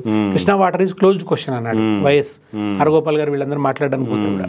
ఆయన అడ్డుపడుతున్నాడు తెలంగాణకి పూర్తిగా. ఆయన ఒక మాట అనేవాడు రాజశేఖర రెడ్డి, నేను తెలంగాణకు అడ్డంగా లేను నిలువలేను అన్నాడు. అంటే అప్పుడు చాడా వెంకటరెడ్డి గారు మంచి మాట అన్నారు అసెంబ్లీలో, మీరు అడ్డంగా లేరు నిలువలేరు అని కొంచెం వంకరున్నారు అని. అయితే నేను ఈ విషయాలు మాట్లాడుతున్నా ఆ సభలో. మాట్లాడుతుంటే ఒక కాంగ్రెస్ కార్యకర్త లేచి, నువ్వు కాంగ్రెస్ వ్యతిరేకం మాట్లాడద్దు అనగానే నేను అది లేకుండా మాట్లాడే ప్రసక్తే లేదని నేను అన్నా. దాంతో సభలో పెద్ద గొడవ అయ్యేసరికి అతను సభలోంచి, ఈ సభలో ఉన్న వాళ్ళంతా ఆయన మీద తిరగబడ్డారు. తిరగబడితే ఆయన పారిపోయి ఒకరి ఇంట్లోకి వెళ్ళినాడు. ఆ ఇంట్లోకి కూడా జనాలు పోయి అక్కడి నుంచి ఆ ఇంట్లోంచి ఈ జనాన్ని తప్పించుకోవడానికి ఏదో గోడ మించి దూకాడు ఆయన, కాళ్ళు విరిగాయి ఆయనకి. అతన్ని హాస్పిటల్ వేసి వచ్చి మళ్ళీ సభ జరిగింది. దాని మీద ఏమైందంటే, అప్పుడు జూపల్లి కృష్ణారావు గారు అక్కడ మంత్రిగా ఉన్నారు. ఆయన తెల్లవారి ఈ సంఘటన మీద పోలీసులు వచ్చి ఆ నిర్వాహకులు అరెస్ట్ చేయటం, కొంత హింసాకాండ అణచివేత ఇదంతా జరిగింది. దాంతో ప్రజలు తిరగబడ్డారు. ఆ కోడేరు బంధకాలు ఇచ్చారు, అంత దూరం వెళ్ళిపోయింది. అయితే ఇది జరిగిన రోజు ఇతను ఇట్లా అలజడి జరిగింది, పోలీసులు వచ్చినారు, సభలో ఇది జరిగింది. నాకు జయశంకర్ గారి నుంచి ఫోన్ వచ్చింది. ఫోన్ వచ్చి కేసీఆర్ గారు జయశంకర్ గారు ఇద్దరు ఉన్నారు. అనగానే ఏం జరిగింది శ్రీనివాస్ అన్నాడు. అంటే ఇట్లా జరిగింది సార్ అంటే, పర్వాలేదు మంచి నిప్పే పెట్టి వస్తున్నావు అన్నాడు. ఆయన నిప్పు పెట్టేస్తున్నావు అన్నాడు. మంచి పనే జరిగింది అన్నాడు. ఫలితం ఏంటంటే జూపల్లి గారు ఆ తర్వాత రాజీనామా చేసి వచ్చారు. అదే జూపల్లి గారికి ప్రచారానికి నేను మళ్ళీ పోవాల్సి వచ్చింది. పాలిటిక్స్ లో ఉండే ఒక ఇదనుకోండి. ఎన్నో అట్లా సార్కి సంబంధించినటువంటి ఇది. అయితే సార్ ఇప్పుడు తెలంగాణ పిచ్చివాళ్ళు ఇప్పుడు కూడా కావాలి. అప్పుడు ఎంత అవసరం ఉండిందో ఇప్పుడు నిజంగా చాలా అవసరం ఉంది. మలి దశ ఉద్యమము చివరి దశ ఉద్యమం అవుతుంది అనుకున్నాము, కానీ ఇప్పుడు మళ్ళా ఉద్యమం రావాల్సిన అవసరం ఉన్నది. ఈ కొత్త పిచ్చి వాళ్ళని పోగేయడంలో మీరు మీ వ్యక్తిగతంగా కానీ, తెలంగాణ వికాస సమితి పరంగా కానీ, జయశంకర్ గారి ఆ దివిటి వెలుగులో మీరు ఏం చేయాలనుకుంటున్నారు? ఒకటి, జరుగుతున్న విషయాలను ప్రజలకు వివరిస్తూ పోవటమే బుద్ధిజీవులుగా అది మనం చేయాల్సినటువంటి పని. ఇవాళ నేను అర్థం చేసుకుంటున్నది, ఇది రేవంతు రాజ్యం కాదు, సామంతు రాజ్యం. ఇది చక్రవర్తులు వేరే ఉన్నారు. తర్వాత ఇవాళ మీరు చూడండి, గతంలో గవర్నరు ఒక ప్రతిపక్ష నాయకురాలిలాగా వ్యవహరించారు. అవును, తమిళిసై సౌందరరాజన్ గారు ఉన్న రోజులు ఒక ప్రతిపక్ష నాయకురాలిలాగా వ్యవహరించారు. ప్రత్యామ్నాయ ప్రభుత్వం నడిపే స్థాయికి వెళ్ళారు. ఇవాళ గవర్నర్ ఎలా ఉన్నారు సార్? ఎంత అమికబుల్గా ఉన్నారు గవర్నమెంట్తో కానీ, రేవంత్ రెడ్డి గారితో కానీ. ఏది అడిగితే అది పర్మిట్ చేస్తున్నారు. కేటీఆర్ గారి మీద కేసు పెడతాం, సంతకం పెట్టేస్తున్నారు, అరెస్ట్ చేస్తాం. ఎక్కడ గవర్నర్తో ఒక చిన్న తలనొప్పి కూడా లేదు. ఎందుకు ఇట్లా ఉంటుంది సార్? బడేమియా చోటేమియా బంధమేందిరో అన్నట్టే కదా. అంతే. తర్వాత ఢిల్లీలో ఉన్న భగవంతుడికి తెలంగాణలో ఉన్న భక్తుడికి మధ్య అనుసంధానమైంది అమరావతి అంబికా దర్బార్ భక్తి. ఈ అనుసంధానం నడుస్తున్నది. ఇది అర్థం చేసుకోవడంలో అంటే ఏదో కేసీఆర్ గారి మీద ఉన్నటువంటి కొన్ని కాంప్లెక్స్ అనండి, ఏదో ఆయన మీద ఉన్నటువంటి కొన్ని కంప్లైంట్స్ అనండి, వీటి ఇదిలో పడి ఈ ప్రమాదం పట్ల ప్రమత్తతతో ఉంటున్నారన్నమాట. జరుగుతున్నది అది, అప్రమత్తంగా ఉండటం లేదు. ఇప్పుడు ఒక 10 ఏళ్ల కాలం అనేది మొత్తం ఏదో సర్వమంతా కూడా జరిగిపోతుంది అనేది కాదు సార్. ఒక చారిత్రక దశలో వచ్చినప్పుడు ఆ రోజు బలంగా వచ్చిన సమస్యలు, నీళ్లు, కరెంటు, ఆత్మహత్యలు, శిథిలమవుతున్న గ్రామాలు, ఈ దశలో అంటే ప్రాధాన్యతలు మనిషికి బ్రతకాలనే జీవనేచ్ఛనే పోతున్న పరిస్థితి, బ్రతకాలనేది కూడా లేనంత విధ్వంసం అయిపోయిన చెరువులు. ఈ చెరువుల గురించి జయశంకర్ గారు నిరంతరం మాట్లాడేది. జయశంకర్ గారు, విద్యాసాగర్ గారు, కేసీఆర్ గారు తెలంగాణ రాకముందే వాళ్ళు ఢిల్లీలో కూర్చొని మాట్లాడు, ఒకవేళ వస్తే ఏం చేయాలన్న దాంట్లో చర్చ జరిగిన దాంట్లో భాగంగా పుట్టిందే మిషన్ కాకతీయ. వాళ్ళ ఆలోచనల నుంచి వచ్చిందే అది. ఆ చెరువులు మనం బాగు చేసుకోవాలి, చెరువులు మనకు మైనర్ ఇరిగేషన్ కాదు, అదే మన పాలిట మేజర్ ఇరిగేషన్ అని చెప్పి, అందుకనే మీకు చెరువులు బాగు చేసిన తర్వాత మీకు ఇక ఈ డిస్ట్రిబ్యూటరీస్, ఈ ఎత్తిపోతల ప్రాజెక్టులకు పూర్తి కాలేదు. చెరువులు నింపాలంటే ఆ డిస్ట్రిబ్యూటరీస్ కాలేదు. దానికి కేసీఆర్ గారు చేసిన పని వాగుల్లో పోయించారు సార్. ఆ నీళ్లు అవి వాగులు పొంగి పొర్లి వచ్చి చెరువులలో పడి చెరువులన్నీ నిండిపోయి మొత్తం మీకు సస్యశ్యామలంగా చూడండి, ఎంత సస్యశ్యామలంగా ఉంది. అంటే ఇంజనీర్లు వీళ్ళు అరే సార్ అట్లా వాగులు ఎట్లా పోస్తారండి, ఏం కాదు పోసేయండి అని చెప్పి ఆయన వాగులలో పోస్తే అన్ని మీకు ఎండాకాలం కూడా వాగులు బారాయి, ఎండాకాలం కూడా చెరువులు నిండినాయి. అంటే ఒక అవగాహన, ఈ రాళ్ల వానలు పడే సీజన్ రాకముందే నాట్లయిపోవాలి, ఆలోపే నీళ్ళు వదలాలి. ఇది ఇక్కడ భూభౌతిక వాతావరణం మీద ఒక అవగాహన ఉండి జరిగినటువంటి పద్ధతి. ఆయన ఎక్కువ కాన్సన్ట్రేషన్ చేసింది గ్రామాల్లో ఉన్న డిస్ట్రెస్, అగ్రికల్చర్ లో ఉన్న డిస్ట్రెస్, దాన్ని అడ్రస్ చేయటం మీద ఆయన ఎక్కువ కాన్సన్ట్రేట్ చేశారు. అది ఎందుకంటే అది ముంచుకొచ్చినటువంటి అసలు ఆయన రాగానే రైతుల ఆత్మహత్యలు అనేది ఒక పెద్ద ఇష్యూ కింద వచ్చింది. దాని నుంచి రైతు బంధు అనేటువంటి ఒక ఆలోచన చేశారు ఆయన. గ్యాప్స్ లేవంటే డెఫినెట్ గా కొన్ని గ్యాప్స్ ఉంటాయి, కానీ 10 ఏళ్ల కాలం ఎంత సర్వసమగ్రంగా కాదు కదా సార్. ఆ గ్యాప్స్ ఉండాయి. ఈవెన్ ఎడ్యుకేషన్ లో కూడా ఆయన నిరక్షరాస్య కుటుంబాల నుంచి వచ్చిన అట్టడుగు వర్గాల పిల్లలు మంచిగా చదువుకోవాలని గురుకులాలు సార్. గురుకులాలు అనేది ఎవరి కోసం చెప్పారు, అద్భుత ప్రగతి కదా, వాళ్ళు బాగా చదువుకోవాలని చెప్పే పెట్టింది. ప్రవీణ్ కుమార్ గారికి ఒక ఫ్రీ హ్యాండ్ ఇచ్చాడు. 8 years ఆయనే ఉన్నారు. ఆయన ఎందుకంటే ఆయనకి అది కేవలం ఉద్యోగం లాగా లేదు, ఆయన ప్యాషన్, ఒక విద్యుక్త ధర్మంగా ఆయన దాన్ని ఒక ఉద్యమంగా కూడా భావిస్తున్నాడు కనుక ఆయనకు ఫ్రీ హ్యాండ్ ఇచ్చినాడు. దానివల్ల అక్కడి నుంచి మంచి రిజల్ట్స్ వచ్చినాయి ఆ పిల్లల నుంచి. నేను నిన్న సార్ దాశరథి మీద పద్యాల పోటీ పెడితే నేను వరంగల్కి వెళ్ళాను. దాశరథి పద్యాల పిల్లలు చదువుతుంటే నాకు చాలా ఆనందం అయింది. ప్రాణములు ఘోర గహనాటవులను పడగొట్టి మంచి మాగాణములను సృజించి ఎముకలను చేసి భూషాణములను స్వర్ణము నింపిన రైతుదైన బుజ్జి పిల్లలు వాడుతుంటే నాకు చాలా ముద్దుగా అనిపించింది. ప్రైజ్ వచ్చిన పిల్లలందరూ రెసిడెన్షియల్ స్కూల్ నుంచి వచ్చిన పిల్లలు. చూడండి అసలు ఆ ట్రాన్స్ఫర్మేషన్ చూడండి, అది నాకు బాగా సంతోషం కలిగింది. మొన్న నేను ఇప్పుడు ఈ 9వ తేదీన ప్రకాష్ రాజ్ గారి జయశంకర్ స్మారకోపన్యాసం ప్రకాష్ రాజ్ గారితో ఏర్పాటు చేశాం. మెమెంటోస్ అంటే మన సన్మానం కూడా అనుకున్నాం సార్. అంటే ఎవరంటే మన జయశంకర్ గారికి చాలా ఆత్మీయులు ప్రొఫెసర్ విఎస్ ప్రసాద్ అని, శివలింగ ప్రసాద్ అంటారు. ఆయన బాగా ప్రేమించిన వ్యక్తి జయశంకర్ గారు. ఆయన నాక్ డైరెక్టర్గా సేవలు అందించారు. తర్వాత మన ఇందిరాగాంధీ నేషనల్ ఓపెన్ యూనివర్సిటీకి కార్యనిర్వాహక వైస్ ఛాన్సలర్గా ఉన్నారు. గొప్ప స్కాలరు. ఆయనకు మేము సన్మానం అనుకున్నాం. తర్వాత మన శ్రీధర్ దేశపాండే గారు, అంపశే నవీన్ గారు, వీళ్ళకి సన్మానం చేద్దాం అనుకున్నాం. ఆ మెమెంటోస్ కోసం నేను ఒక సత్కార వాటి కోసం నేను ఒక ఫిలిగ్రీ పనిచేసే వాళ్ళ దగ్గర వెళ్ళి మాకు ఇట్లా తయారు చేసి ఇవ్వాలంటే, సార్ బంగారు యుగం సార్ కేసీఆర్ ఉన్న రోజులు మాకు ఫిలిగ్రీకి ఎన్ని ఆర్డర్స్ వచ్చేవి సార్ గవర్నమెంట్ నుంచి. మా ఫిలిగ్రీని ఇట్లా ఫ్లరిష్ అయింది సార్ బాగా. అసలు ఫిలిగ్రీ కానివ్వండి, నకాషీ కానివ్వండి చాలా ప్రాధాన్యత పెరిగింది సార్. అది ఇది ఇప్పుడు లేదు సార్ అట్లా అన్నాడు. ఇది లేదు అంటే ఆ కోణం నాకు తెలియదు అసలు, అక్కడ పోతే తెలిసిందన్నమాట. అట్లా రకరకాల కోణాలలో జరిగింది. అది కనుక ఇప్పుడు మీకు ఒక తెలంగాణ గాయకుడికి ఒక ప్రాచుర్యం లభించడం మొదలైంది. ఆయన ఉండడం వల్ల ఒక వాతావరణం, పరోక్షంగా కూడా ఒక వాతావరణం కల్పన జరిగింది. ఒక సినిమాలలో ఇంపార్టెన్స్ పెరిగింది, యాక్టర్స్ అయ్యారు. ఇలా ఒక ఐకాన్ లాగా సాంస్కృతిక పునరుజ్జీవనం, ఒక ఐకాన్ లాగా ఆయన అట్లా ఉండడం వల్ల తెలంగాణ అని మనం అనాలే, అనుకుంటే బాగుండదు అనే భావన కూడా అందరిలోకి వచ్చేటువంటి ఒక పరిస్థితి వచ్చింది. ఇలా ఆయన చేశారు. చేస్తే ఇక సరే రకరకాల విమర్శలన్నీ ఉంటాయి. కొన్నిసార్లు రాజకీయ వ్యూహాలు కూడా సరిగా ఉండవు, కొంత లౌక్యంగా వ్యవహరించకపోవడం, కొన్ని లోటుపాట్లు, వీటన్నిటి ఫలితంగా ప్రజలు ఒక నిర్ణయం తీసుకున్నారు. సరే పర్వాలేదు, ప్రభుత్వాలు తెలంగాణ రావడం అనేది ఒక ముఖ్యమైన విషయం. ఈ ప్రభుత్వం కాకుండా ఆ ప్రభుత్వం ఉంటుంది, ఆ ప్రభుత్వం ఉంటుంది.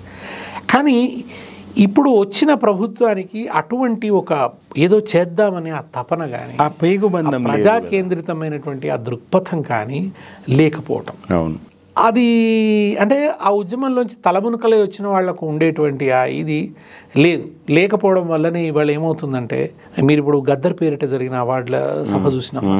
నిజానికి గద్దరు, మనం ఇవాళ గద్దరు ఆయన గురించి కూడా మనం మాట్లాడుకోవాలి. నాకు ఒక నినాదం సార్, దిక్కుమొక్కు లేని జనం ఒక్కొక్కరు అగ్నికణం, సింహకంఠనాదంతో వస్తారిక కాచుకోండి అన్న నినాదంలో ఆ సింహకంఠనాదం గద్దరే అనిపించేది నాకు. పాడుతుంటే ఆ సింహకంఠనాదం ఎవరో కాదు, గద్దరే అని. గద్దరి ప్రత్యేకత, పాటలు 2-3 రకాలుగా ఉంటాయి సార్. ఒకటి భగవంతుడే దిక్కు అని పాడే పాటలు, శరణాగతి పాటలు. ఈ లోకంలో మనం సాధించేది ఏం లేదని, జగమేలే పరమాత్మ ఎవరితో మొరలిడుదు అన్నట్టు, నాకు ఇంకెవరు దిక్కు, ఇక ఆయనే దిక్కు అని వేరే లేదని, నీవే తప్పై తప్పరంగా లావొక్కింతయు లేదు ధైర్యం విలోలంపయ్యారు పద్ధతి. ఈ రెండోది వ్యాపారమైన పాటలు, సెక్స్ క్రైమ్ నిండిన పాటలు. ఆడవాళ్ళని దెబ్బ కొడితే కూడా వాళ్ళు ఆనందంగా అబ్బని తీయని దెబ్బ అని పాట పాడతారని చెప్పే సినిమా పాటలు ఒక పక్క. ఈ 2 పాటలకు భిన్నంగా నువ్వు తలుచుకుంటే కొండని పిండి చేస్తావు, నీ శ్రమ ప్రభావమే ఈ సమాజం అంతా కూడా, ఈ భూస్వామ్యాన్ని నువ్వు కూల్చవచ్చు అని ఒక సాధారణ జీతగాడికి హిమ్మత్ ఇచ్చిన పాట సార్. అయ్య చేసిన అప్పు కిందికి దొరొల్లా జీతగాడ, 6 ఏళ్లకి జీతముంటివా దొరొల్లా జీతగాడ. ఆ జీతగాడి రాజకీయాలు చెప్పాడు సార్ గద్దరు. రాజకీయాలు కూడా రకరకాల రాజకీయాలు ఉంటాయి కదా, జీతగాళ్ళ రాజకీయాలు. వాళ్ళకి ఇప్పుడు రాజకీయాలు చెప్పేవాళ్ళు లేరు. అది పాడుతుంటే నేను సిద్దిపేటలో బహిరంగ సభలో ఆయన పాడుతున్నారు, అసలు నిజంగానే ఒక అట్లా జీతం ఉన్న వ్యక్తి వచ్చి కళపడి నీళ్లతో వినడం చూసిన నేను. సో ఆయన ప్రేక్షకులు వాళ్ళు, ఆయన శ్రోతలు వాళ్ళు. అందుకే ఆయన పాటలో జీవద్భాష ఉంటుంది. అది ప్రెస్ క్లబ్లో వచ్చే విమర్శకులు తలలూపే భాష కాదు అది. అది ఆ అథో జగత్ సహోదరులు అని అన్నాడే శ్రీశ్రీ, వాళ్ళ కోసం ఉద్దేశించి. నాకు ఒకటి గుర్తొస్తుంది, సారీ మీ ఫ్లో కట్ చేస్తున్నా. కొండలు పగలేసినం, కండలను పిండినం, మా నెత్తురె కంకరగా ప్రాజెక్టులు గట్టినం, చరబండరాజు పాట అయినా, గూడంజే పాట అయినా, గద్దర్ గొంతులో ఉరుమురువినట్టుగా, బండి యాదగిరి పాట అది ఉరుమురువినట్టుగా ఆయన పాడడం ప్రదర్శన పద్ధతి. అంటే ఒక తెలంగాణ సామాన్యుడి, ఒక కామన్ మ్యాన్ ఒక్కొక్క వేషాన్ని, ఒక గొంగడి, దాన్ని విశ్వవేదిక మీద నిలబెట్టాడు ఆయన. అవును, అది అంటే మేకప్లు వేసుకొని కిరీటాలు పెట్టుకొని వచ్చిన వేషం కాదు అది కదా, ఆ వాళ్ళ వేషం. అది నేను ఇంతకుముందు చెప్పిన ఆ జితగాన్ల వేషం. దాన్ని తీసుకొచ్చి నాకైతే ఇట్లా ఒక మేఘాన్ని కప్పుకున్నట్టు అనిపించేస్తారు అది వేసుకుంటే. ఎర్రటి అంచు, ఒక సంధ్యారుడిమతో ఉండిన మేఘం భుజం మీద వేసుకుని ఒక సూర్యుడు వచ్చినట్టుగా అట్లా అనిపించేది వేదిక మీద. ఆయన చేతిలో ఉన్న జెండా ఒక పసిపిల్లవాడైపోయేది. ఆయన అట్లే పట్టుకుని నా బిడ్డలు అని అంటే ఆ చేతిలో పిల్లగాడు ఉన్నట్టే అనిపించేది మనకు. మా పడుపు తీపి తీర్చిపోతారా మా కూనలు అని ఆయన అంటుంటే అట్లా పిల్లవాడు ఉన్నాడా ఆయన చేతుల అన్నట్టుగా ఉండేది. ఆయన ఎప్పుడు కూడా సినిమా పాటకి నా పాట ప్రత్యామ్నాయమైన పాట అని చెప్పాడు ఆయన చెప్పేవాడు. ఇదిగో ఈ సినిమా పాటలు వింటే మీరు మత్తులో తూగుతారు, మునిగిపోతారు, ఒక గంజాయి మత్తు లాంటిది అని ఆయన ప్రదర్శనలో అదొక భాగం. దాన్ని కూడా ఆయన చెప్పేవాడు. కోదాడ మీటింగ్ లో అన్నాడు, కోకోకోలా కొబ్బరి నీళ్లు అని అన్నాడు.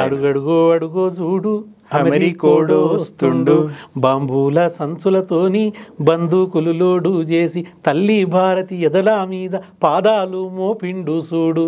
అడుగో చూడు అమెరికోడొస్తుండు, మన మంచి నీళ్ళను గబ్బు నీళ్ళంటుండు, మన కొబ్బరి నీళ్ళను గబ్బు నీళ్ళంటుండు, మన మంచి నీళ్ళల్లా పంచదార కలిపి కోకో విషము కలిపి కోకా కోలా చేసి కోకా కోలకు కొబ్బరి బొండకు కొట్లాట పెట్టిండు చూడు. అడుగో చూడు అమెరికోడొస్తుండు. ఇది ఘాట్ ఒప్పందం అప్పుడు వచ్చిన పాట. సామ్రాజ్యవాదం గురించి ఓ సాధారణ మానవుడికి ఎట్లా చెప్పాలి? అవును, అది ఆయన సండ్రాపు డాల్డా అయ్యి ఓన్లీ 1 డ్రాపండు, పొయ్యింట్లోకొచ్చి వాడు అమెరికోడు ఎక్కడో లేడు, నీ పొయ్యింట్లోకి వచ్చిండు, పొయ్యింట్లకొచ్చి వాడు సుయ్యి సుయ్యి అంటుండు, అడుగుడు అడుగు చూడు అమెరికోడు వస్తుండు, జపాను జర్మనీ తోడు అమెరికోడు వస్తుండు, బంబూల సంచులతోని బందూకులు లోడు చేసి మన చార్మినారు సిగరెట్ చెత్త పారయ్యి చెత్తాలండు, ఏదో పానామా సిగరెట్ అయ్యి ఏదో ఫ్యాషన్ చూపిస్తుండు, వాడు నోట్లకెంచి పోయి వాడు ముక్కులకెంచి ఎల్లుతుండు అంటారు. కొందరు సిగరెట్ తాగుతా పోగా నోట్ల ముక్కులకి వదులుతారు, ముక్కులకెంచి ఎల్లుతుండు. గ్రామీణమైన హాస్యం, దాని అది వ్యంగ్యం అద్భుతంగా పట్టుకొస్తాడు ఆయన. అట్లా ఆ సామ్రాజ్యవాదాన్ని కామన్ మ్యాన్ కు అర్థం చేసేలాగా పాడిన ఆ పాట కానీ, ఆయన ఆడబిడ్డను కంటే అంటే వర్గ పోరాటాలకు ఆయనే పాట రాశాడు. స్త్రీవాదం వస్తే అద్భుతమైన పాట ఆయన రాసినాడు. ఏది మన నిండు అమాసనాడు ఓలచ్చ గుమ్మడి, ఆడపిల్ల పుట్టినదే ఓలచ్చ గుమ్మడి, అత్త తొంగి చూడలేదు ఓలచ్చ గుమ్మడి, మొగడు ముద్దాడ రాలే ఓలచ్చ గుమ్మడి, చెత్త గంపలేసుకొని ఓలచ్చ గుమ్మడి, చెత్త కుండిలెయ్యబోతే ఓలచ్చ గుమ్మడి, కుక్క పిల్ల అడ్డం వచ్చి ఓలచ్చ గుమ్మడి, అక్క అట్ల చెయ్యకానే ఓలచ్చ గుమ్మడి. వింటుంటే ఇప్పుడు కూడా ఏం దృశ్యం సార్, కుక్క పిల్ల వచ్చి ఇట్లా వచ్చి నువ్వు వద్దు వేయకు అన్నదట, కళ్ళు చెమరుస్తున్నాయి. కుక్క పిల్ల కూడా అక్క అని సంబోధించింది, అంటే కుక్క పిల్ల కూడా కుటుంబ సభ్యురాలే. చూడండి అసలు అక్క అని సంబోధించింది. కుక్క పిల్ల అడ్డమొచ్చి ఓలచ్చ గుమ్మడి, అక్క అట్ల చెయ్యకానే ఓలచ్చ గుమ్మడి, బట్టలల్ల జుట్టుకొని ఓలచ్చ గుమ్మడి, బాయిలా వాడేయబోతే ఓలచ్చ గుమ్మడి, గంగమ్మ కొంగు జాపి ఓలచ్చ గుమ్మడి, సెల్లెదానమీయమంది ఓలచ్చ గుమ్మడి. ఇవన్నీ ఆ తల్లి భావనలు. అంటే బిడ్డను చంపుకోలేక, ఆ చేతులు రాక, ఆ పడే ఘర్షణనంతా ఎంత మానవీయంగా, ఎంత మాతృహృదయంతో ఆ పాటలోకి తీసుకొచ్చాడు. ఒక చోట అంటాడు సార్, పాలు బట్టనని నేను ఓలచ్చ గుమ్మడి, పంతాలు పట్టుకుంటే ఓలచ్చ గుమ్మడి, పాలసేపులు దుంకిపోయి ఓలచ్చ గుమ్మడి, పాప నోట్లే పడ్డాయమ్మో ఓలచ్చ గుమ్మడి. అసలు ఇక్కడ ఈ పాట రాసిన గద్దరు పురుషుడు అనిపించదు సార్ అసలు. Is a women. ఆయన అక్కడ స్త్రీ, హృదయం ఉంది ఆయన, స్త్రీ అయిపోయాడు. ఆయన మీద ఆయన తల్లి ప్రభావం ఎక్కువ. స్త్రీ అయిపోయి రాశాడు అక్కడ, మాతృ హృదయంతో రాశాడు ఆ పాటను ఆయన. ఆ తర్వాత ఇంకో చోట ఒడ్ల గింజ నోట్లో వేసి చంపబోతే ఓలచ్చ గుమ్మడి, పెదవులేమో అడ్డం వచ్చి ఓలచ్చ గుమ్మడి, పులుకు పులుకు నవ్వే బిడ్డ ఓలచ్చ గుమ్మడి, బొంత మీద బొంత గప్పి ఓలచ్చ గుమ్మడి, ఊపిరాడకుండా చేస్తే ఓలచ్చ గుమ్మడి, చిన్ని రంధ్రం నుండి ఓలచ్చ గుమ్మడి, చిన్నంగా చూస్తుంది ఓలచ్చ గుమ్మడి. అది అట్లా ఆ పాట కానివ్వండి, మీకు తెచ్చి పెడితే తిని కూసుంటావు, తిన్నది అరగక పంట అనంటావు బావో ముద్దుల బావో, ఒక్క ప్రశ్న అడుగు తసెప్పుతావ బావా, సిన్ని ప్రశ్న అడుగు తసెప్పుతావ బావా, పొద్దు పొద్దున్న లేసి బాసాన్లు దోమినాను, కడిగిందే కడిగినాను, ఊడ్సిందే ఊడ్సినాను, టేబుల్ మీదికొస్తే ఉప్మా ఇడ్లీ నైతి, ఉప్పు లేదా నీ తిడితే సప్పుడు చెయ్యకపోతే, ఇప్పుడు చెప్పు ఊడ్సుడికెంత, కడుగుడికెంత, కొట్టుడికెంత, తిట్టుడికెంత, అన్నీ కలిపి ఎంత ఇస్తావురా బావో ముద్దుల బాబు. ఒక ప్రశ్న అడుగు తసేపు. స్త్రీవాదాన్ని ఇంత సింప్లిఫై చేసి చెప్పిన వాళ్ళు ఎవరన్నా ఉన్నారా? ఎవరు లేరు. అంత అద్భుతంగా ఎవరు రాయలేదు. అమ్మ మీరు స్త్రీవాద దృక్పథంతో పాట రాలేదు, ఇటువంటి పాట ఇంత మంచి పాట. అంటే సామాన్యులకి, శ్రమిక జాతికి, శ్రామికులకు అర్థమయ్యేలాగా చెప్పినటువంటి పాట. అట్లా మీరు దళితవాదం వస్తే మళ్ళీ ఆయన పాటే. దళిత పులులమ్మ కారం చెడు భూస్వాములతోటి కలబడి నిలబడి పోరు చేసిన దళిత పూలులమ్మ. ఒక వీరావేశంతో ఉంటుంది ఆ పాట. వాళ్ళ వీరత్వాన్ని అంతా వర్ణిస్తాడు ఆ కారం చెడు వీరులందరిది కూడా. కనుక అట్లా దళిత ఉద్యమం వచ్చినా మళ్ళీ ఆయనే, సామ్రాజ్యవాదానికి వ్యతిరేకంగా ఆయనే, స్త్రీవాద ఉద్యమంతో అద్భుతమైన పాట ఆయనే. మన ఇట్లా వర్గ దృక్పథంతో అయితే సరే అనేకమైనటువంటి పాటలు, అడవి మీద వెన్నెల మీద భావుకంగా అద్భుతమైన భావుకతతో. పొద్దు తిరుగుడు పువ్వు పొద్దును ముద్దాడే, తొలి పొద్దును ముద్దాడే, అడవిలో వెన్నెలమ్మ ఆకుల ముద్దాడే, చిగురాకుల ముద్దాడే, ఆడి ఆడి అలసిపోయిన నెమలిని ముద్దాడే, నెమలి కాళ్లను ముద్దాడే, పాడి పాడి మూగబోయిన గొంతును ముద్దాడి, కోయిల గొంతును ముద్దాడే, పొత్తిళ్లలో పసిగుడ్డును తల్లి ముద్దాడే, కన్న తల్లి ముద్దాడే, తల్లి పాల పొదుగును పాపలు ముద్దాడే, పసి పాపలు ముద్దాడే.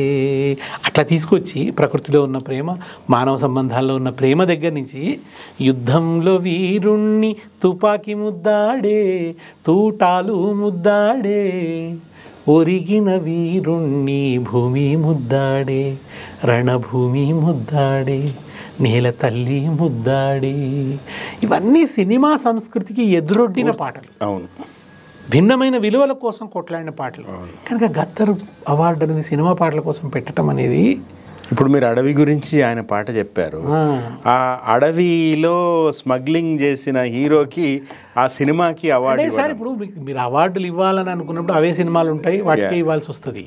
రకరకాలకి వేరే సినిమాలు ఉండవు కదా. గొప్ప సినిమాలు మన తెలుగు అంటే how insulting it is. Telugu చలనచిత్ర ప్రపంచంలో మనము అంత గొప్ప సినిమాలు రేర్, చాలా రేర్గా వస్తాయి. మరీ పచ్చి కమర్షియల్ సెక్స్ క్రైమ్ నిండిన అవి ఉంటేనే సినిమాలు ఆడితేనే ఒక పిచ్చి నమ్మకంతో వచ్చే పాటలే.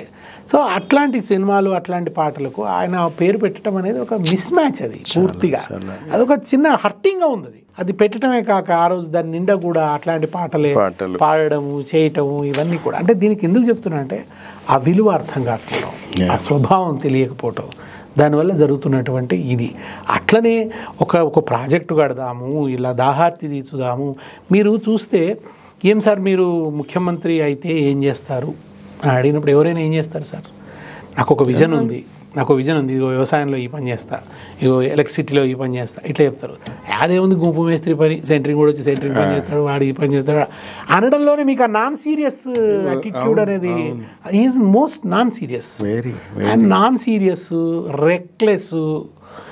అది ఎందుకు ఆయన అన్నాడు ఒక సభలో. ఇంకొకటి కూడా సార్, ఉపన్యాసం చెప్పినప్పుడల్లా మీరు ఇలా ఇటువంటి భాష ఎందుకు వాడతారు అన్నప్పుడల్లా అది బండి సంజయ్ గారు కావచ్చు, అరవింద్ గారు కావచ్చు, ఈయన రేవంత్ రెడ్డి గారు కావచ్చు, వీళ్ళు ఏమంటారంటే మా కేసీఆర్ గురువు అంటారు, ఒక వితండవాదం చేస్తారు. కేసీఆర్ ఒక సాహిత్యాత్మకంగా, ఒక భాషా కోవిదుడిలాగా పద్యాలతో ఆరంభింపరు నీచ మానవులు విఘ్నాయాస సంత్రస్తులై, ఆరంభించి పరిత్యజంతురు విఘ్నాయత్తులై మధ్యముల్, ధీరుల్ విఘ్న నిహన్యమాగులను లగుచున్ ధృత్యున్నతోత్సాహులై, ప్రారబ్ధార్థములు ఉజ్జగించరు సుమీ ప్రజ్ఞానిధులుగా ఉన్నను అనే పద్యం కానీ అనేక. మన వెంకయ్యనాయుడు గారి ఉపరాష్ట్రపతి అయిన సందర్భంగా జరిగిన సన్మాన సభలో చదువది ఎంత కలిగిన రసజ్ఞత ఇంచుక చాలకున్న ఆ చదువు నిరర్థకంబు, గుణ సంయుతులు ఎవ్వరు మెచ్చరెచ్చటం, పదునుగా మంచి కూర నలపాకము చేసిననైనా అందు ఇంపొదవెడు నుప్పు లేక రుచి పుట్టగా నేర్చున్నటయ్య భాస్కర అని ఇట పద్యాలు కోట్ చేస్తూ, సుభాషితంలోంచి కోట్ చేస్తూ, అది భారతంలోని పద్యాలు, నిండు మనమ్ము నవ్య నవనీత సమమ్ము పలుకు దారుణాఖండల శస్త్రతుల్యం, ఇటువంటి పద్యాలు కోట్ చేస్తాడు సార్ మాట్లాడుతున్నప్పుడు కూడా. ఆయనకు పద్యాలు కంటతా వచ్చు, పద్యాలతో చెప్తూ కవిత్వాన్ని కోట్ చేస్తూ. మన కోయి కోటేశ్వరరావు గారు రాసిన ఒక కవితని ఉద్యమంలో ఊరికే కోట్ చేసేది సార్. ఏది మన తెలంగాణ ఉద్యమం తొలికోడి కూత లాంటిది. అది దాని నిసర్గ సౌందర్యంతో గొంతు విప్పి కూస్తుంది. సమైక్యాంధ్ర ఉద్యమం అలారం మూత లాంటిది, వెనకెవరో కీ ఇస్తే తప్ప అది మోగదు. ఇది కోయి కోటేశ్వరరావు కవిత ఇది.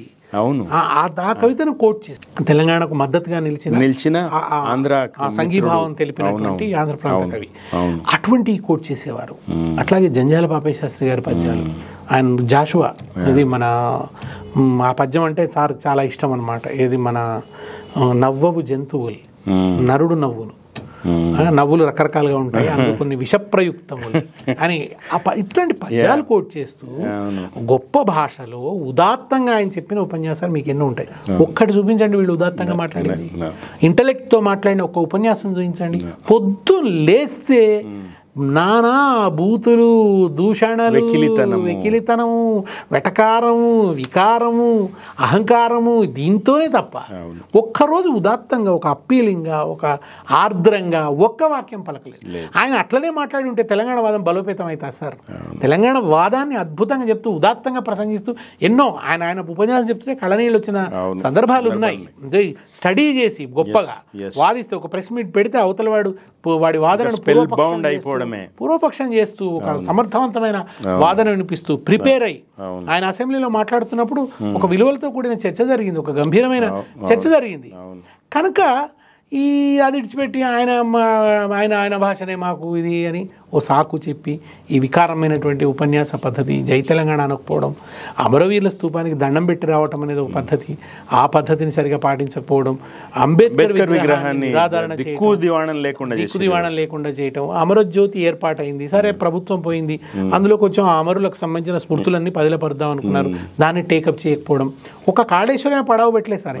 అన్ని కేసీఆర్ ఏది నిర్మించాడో అదల్లా పడవ పెట్టాలని తెలంగాణ కేసీఆర్ ఆనవాళ్ళు తీసేయటం, అందుకోసం ఆయన కాళేశ్వరం చేస్తున్నాడు. ఇదేదో కాళేశ్వరంలో ఏదో జరిగిందని కాదు, ఆయన కూడా తెలుసు. కాళేశ్వరంలో అనేక కాంపోనెంట్స్ ఉన్నాయి. మేడిగడ్డ కాంపోనెంట్. కాళేశ్వరం అంటే మేడిగడ్డ ప్రాజెక్ట్ కాదు, కాళేశ్వరం అంటే ఒక విస్తృతమైన ప్రాజెక్టు. దాంట్లో మల్లన్న సాగర్ భాగం, కొండాపోచమ్మ సాగర్ భాగం, అవన్నీ నువ్వు వాడుతున్నావు కదా, అవన్నీ నువ్వు వాడుకుంటున్నావు కదా, అవన్నీ వాడుతూ పోయింది కాళేశ్వరం అంటే నువ్వే కాళేశ్వరాన్ని ఉపయోగించుకుంటూ ఇవన్నీ చాలా వాదనలు జరుగుతూ వస్తున్నాయి అనుకోండి. కనుక ఇప్పుడు మనం ఈ జరుగుతున్న దాన్ని చెప్తూ వెళ్ళటం, తెలంగాణ స్వభావంతో పరిపాలన జరగాలి, తెలంగాణ ప్రయోజనాల కోసం నిలబడాలి, ముఖ్యంగా బనకచర్ల లాంటివి వచ్చినప్పుడు గట్టిగా నిలబడాలి. గట్టిగా ఇవాళ వరకు ఆయన చంద్రబాబు నాయుడు మీద గట్టిగా మాట్లాడాడు. పాలమూరుకు చంద్రబాబు మేలు చేసిండు, కేసీఆర్ అన్యాయం చేసినట్టు ఏమైనా అర్థం ఉందా? పెండింగ్ ప్రాజెక్టులు పూర్తి చేసి నీళ్ళు వచ్చేటట్టు చేసి, పాలమూరు ఎత్తిపోతల కూడా మీరు ఇన్ని కేసులు వేస్తుంటే ఇవన్నీ చేస్తుంటే కట్టిండు కదా ఆయన కాలంలో. 2 ఏళ్ల కాలంలో చెరువులు కేసీఆర్ వచ్చిన మొదటి 2 ఏళ్లలో చెరువుల పునరుద్ధరణ, మన ఎలక్ట్రిసిటీని బాగు చేయడం, ఇట్లాంటి అద్భుతాలు ఎన్నో చేసి చూపించినాడు ఆయన. ఏం చేసిండు మీరు 2 ఏళ్లలో? అంటే ఆయన తన సామంత తత్వాన్ని, విధేయతను ఎప్పుడు దాచుకోవడం లేదు. 2 ఏళ్లలో జరిగింది ఏమీ లేదు. సో అందుకని ఏంటంటే ఇప్పటికైనా ఆయనకి ఇంకా సమయం ఉంది సార్, ఇంకో 3 ఏళ్ల సమయం ఉంది. కృతనిశ్చయంతో పనిచేసి తెలంగాణకు దీర్ఘకాలికంగా ఒక సమస్య పరిష్కారం అయ్యేటట్టు ఆయన చేసి పెడితే ఎవరైనా సంతోషిస్తాం. మిత్రులారా, ఈ నెల 9వ తేదీ శనివారం రోజున సుందరే విజ్ఞాన కేంద్రంలో ఆచార్య కొత్తపల్లి జయశంకర్ స్ఫూర్తి సభను నిర్వహిస్తున్నాం తెలంగాణ వికాస సమితి పక్షాన. ఈ సభలో కొత్తపల్లి జయశంకర్ స్మారకోపన్యాసాన్ని ప్రముఖ సినీ నటులు ప్రకాష్ రాజ్ గారు చేస్తారు. ఆయన వైషమ్యాల సుడిలో వైవిధ్య భారతం అనే అంశం మీద ఆయన మాట్లాడతారు. భారతదేశం ఒక వైవిధ్యంతో కూడింది, బహుళత్వంతో కూడింది. బహుళత్వమే భారతదేశం యొక్క బలం. ఇక్కడ ఈ బహుళత్వాన్ని కాదంటూ, సమాఖ్య విలువల్ని కాలరాస్తూ, ప్రాంతీయ అస్తిత్వాలను కబళిస్తూ ఒక ఏకశిలా సదృశ్యమైన సంస్కృతిని తీసుకురావాలనేటువంటి ఒక ప్రయత్నం జరుగుతున్నది. ఆ ప్రయత్నాన్ని తీవ్రంగా ప్రకాష్ రాజ్ గారు ప్రతిఘటిస్తున్నారు. కొన్ని దశాబ్దాలుగా చరిత్రలో భారతదేశంలో ఏదైతే ఒక సామాజిక కలనేత, ఒక సోషల్ ఫ్యాబ్రిక్ ఏర్పడిందో, ప్రజల మధ్య ఒక సామరస్య విలువలు ఏర్పడి ఉన్నాయో, ఒక ఆదాన ప్రదానాలు ఈ సంస్కృతిలో చోటు చేసుకున్నాయో, వీటన్నింటినీ కూడా అవమానిస్తూ కేవలం ఒక మూక మనస్తత్వం, విద్వేషం, తర్వాత ఆధ్యాత్మికతలో ఉండేటువంటి ఆ దివ్యత్వానికి భిన్నంగా ఒక రకమైనటువంటి మూక మనస్తత్వాన్ని, వీటన్నిటిని ప్రేరేపిస్తూ ఒక ప్రచారం జరుగుతున్నటువంటి దశలో, ఆ రకమైనటువంటి శక్తులు పెచ్చరిల్లుతున్నటువంటి దశలో దాన్ని ప్రశ్నిస్తూ, నిజమైన భారతీయత అనేది ఒక కలిసిమెలిసి ఉండడంలో ఉంది అనేది, ఒకవేళ నిజంగా కూడా ఏదైనా ఆయా సమస్యలు ఉంటే, నిర్దిష్టమైన సమస్యలు, అవి ఒక చర్చ ద్వారా, ఒక డైలాగ్ ద్వారా జరగాలి, చర్చించుకొని పరిష్కరించుకోవాలి. చర్చ ఎంత తీవ్రంగానైనా జరగవచ్చు. కానీ ఒక హింసా ప్రవృత్తితో, ఒక మంద మనస్తత్వంతో, ఒక హత్యాకాండలకు పూనుకోవటం, ప్రశ్నించిన వాళ్ళను చంపేయడం, రచయితలను కూడా చంపేయటం అనేది ఏదైతే జరుగుతూ వస్తుందో, ఇది చాలా ఒక విపరిణామం. దీన్ని ఆయన ప్రతిఘటిస్తూ వస్తున్నారు, మాట్లాడుతూ వస్తున్నారు. కనుక ఆయన ఈ స్మారకోపన్యాసాన్ని చేస్తున్నారు ప్రకాష్ రాజ్ గారు. తర్వాత హరగోపాల్ గారు, వారు జయశంకర్ గారికి చాలా ఆత్మీయులు, చాలా పంచుకున్నారు. హరగోపాల్ గారు జయశంకర్ గారి జ్ఞాపకాల్ని మనతో పంచుకుంటారు. తర్వాత జయశంకర్ గారి ప్రియ శిష్యులనండి లేదా ఆత్మీయమైన కలీగ్ ప్రొఫెసర్ విఎస్ ప్రసాద్, ఆయనకు మేము జయశంకర్ గారి పేరిట సత్కరిస్తున్నాం. అట్లాగే మన అంపశే నవీన్ గారు, తెలంగాణ జీవితాన్ని నవలలో రికార్డ్ చేశారు ఆయన. తర్వాత తెలంగాణ సామాజిక ఆర్థిక రాజకీయాల విషయాల మీద వ్యాసాలు రాస్తూ తెలంగాణ నీటి హక్కుల పరిరక్షణ కోసం పాటుపడుతున్నటువంటి శ్రీధర్ దేశపాండే గారు, ఈ ముగ్గురిని కూడా జయశంకర్ గారి స్ఫూర్తి పురస్కారాలు వాళ్ళకి అందజేస్తున్నాం, సత్కరిస్తున్నాం. ఇది ఈ 9వ తేదీన సౌందర్య విజ్ఞాన కేంద్రంలో జరిగే సభ. ఈ సభకి తెలంగాణ వాదులు, తెలంగాణలో అన్ని వర్గాల్ని కలుపుకొని పోవాలి, సకల జనుల స్ఫూర్తి, మనం చేసిన సకల జనుల సమ్మె కదా, ఈ సకల జనుల స్ఫూర్తి అనే దాన్ని నిలబెట్టాలని అనుకునేవాళ్ళు సభకు రావాలని, సభను విజయవంతం చేయాలని నేను కోరుతున్నాను. అందరూ ఆహ్వానితులే. జై Telangana. Thank you sir, thanks for coming. చాలా విషయాలు మాట్లాడుకున్నాం. Thank you. మరో సందర్భంలో మళ్ళీ కలుద్దాం. Thank you. Keep watching 3TV.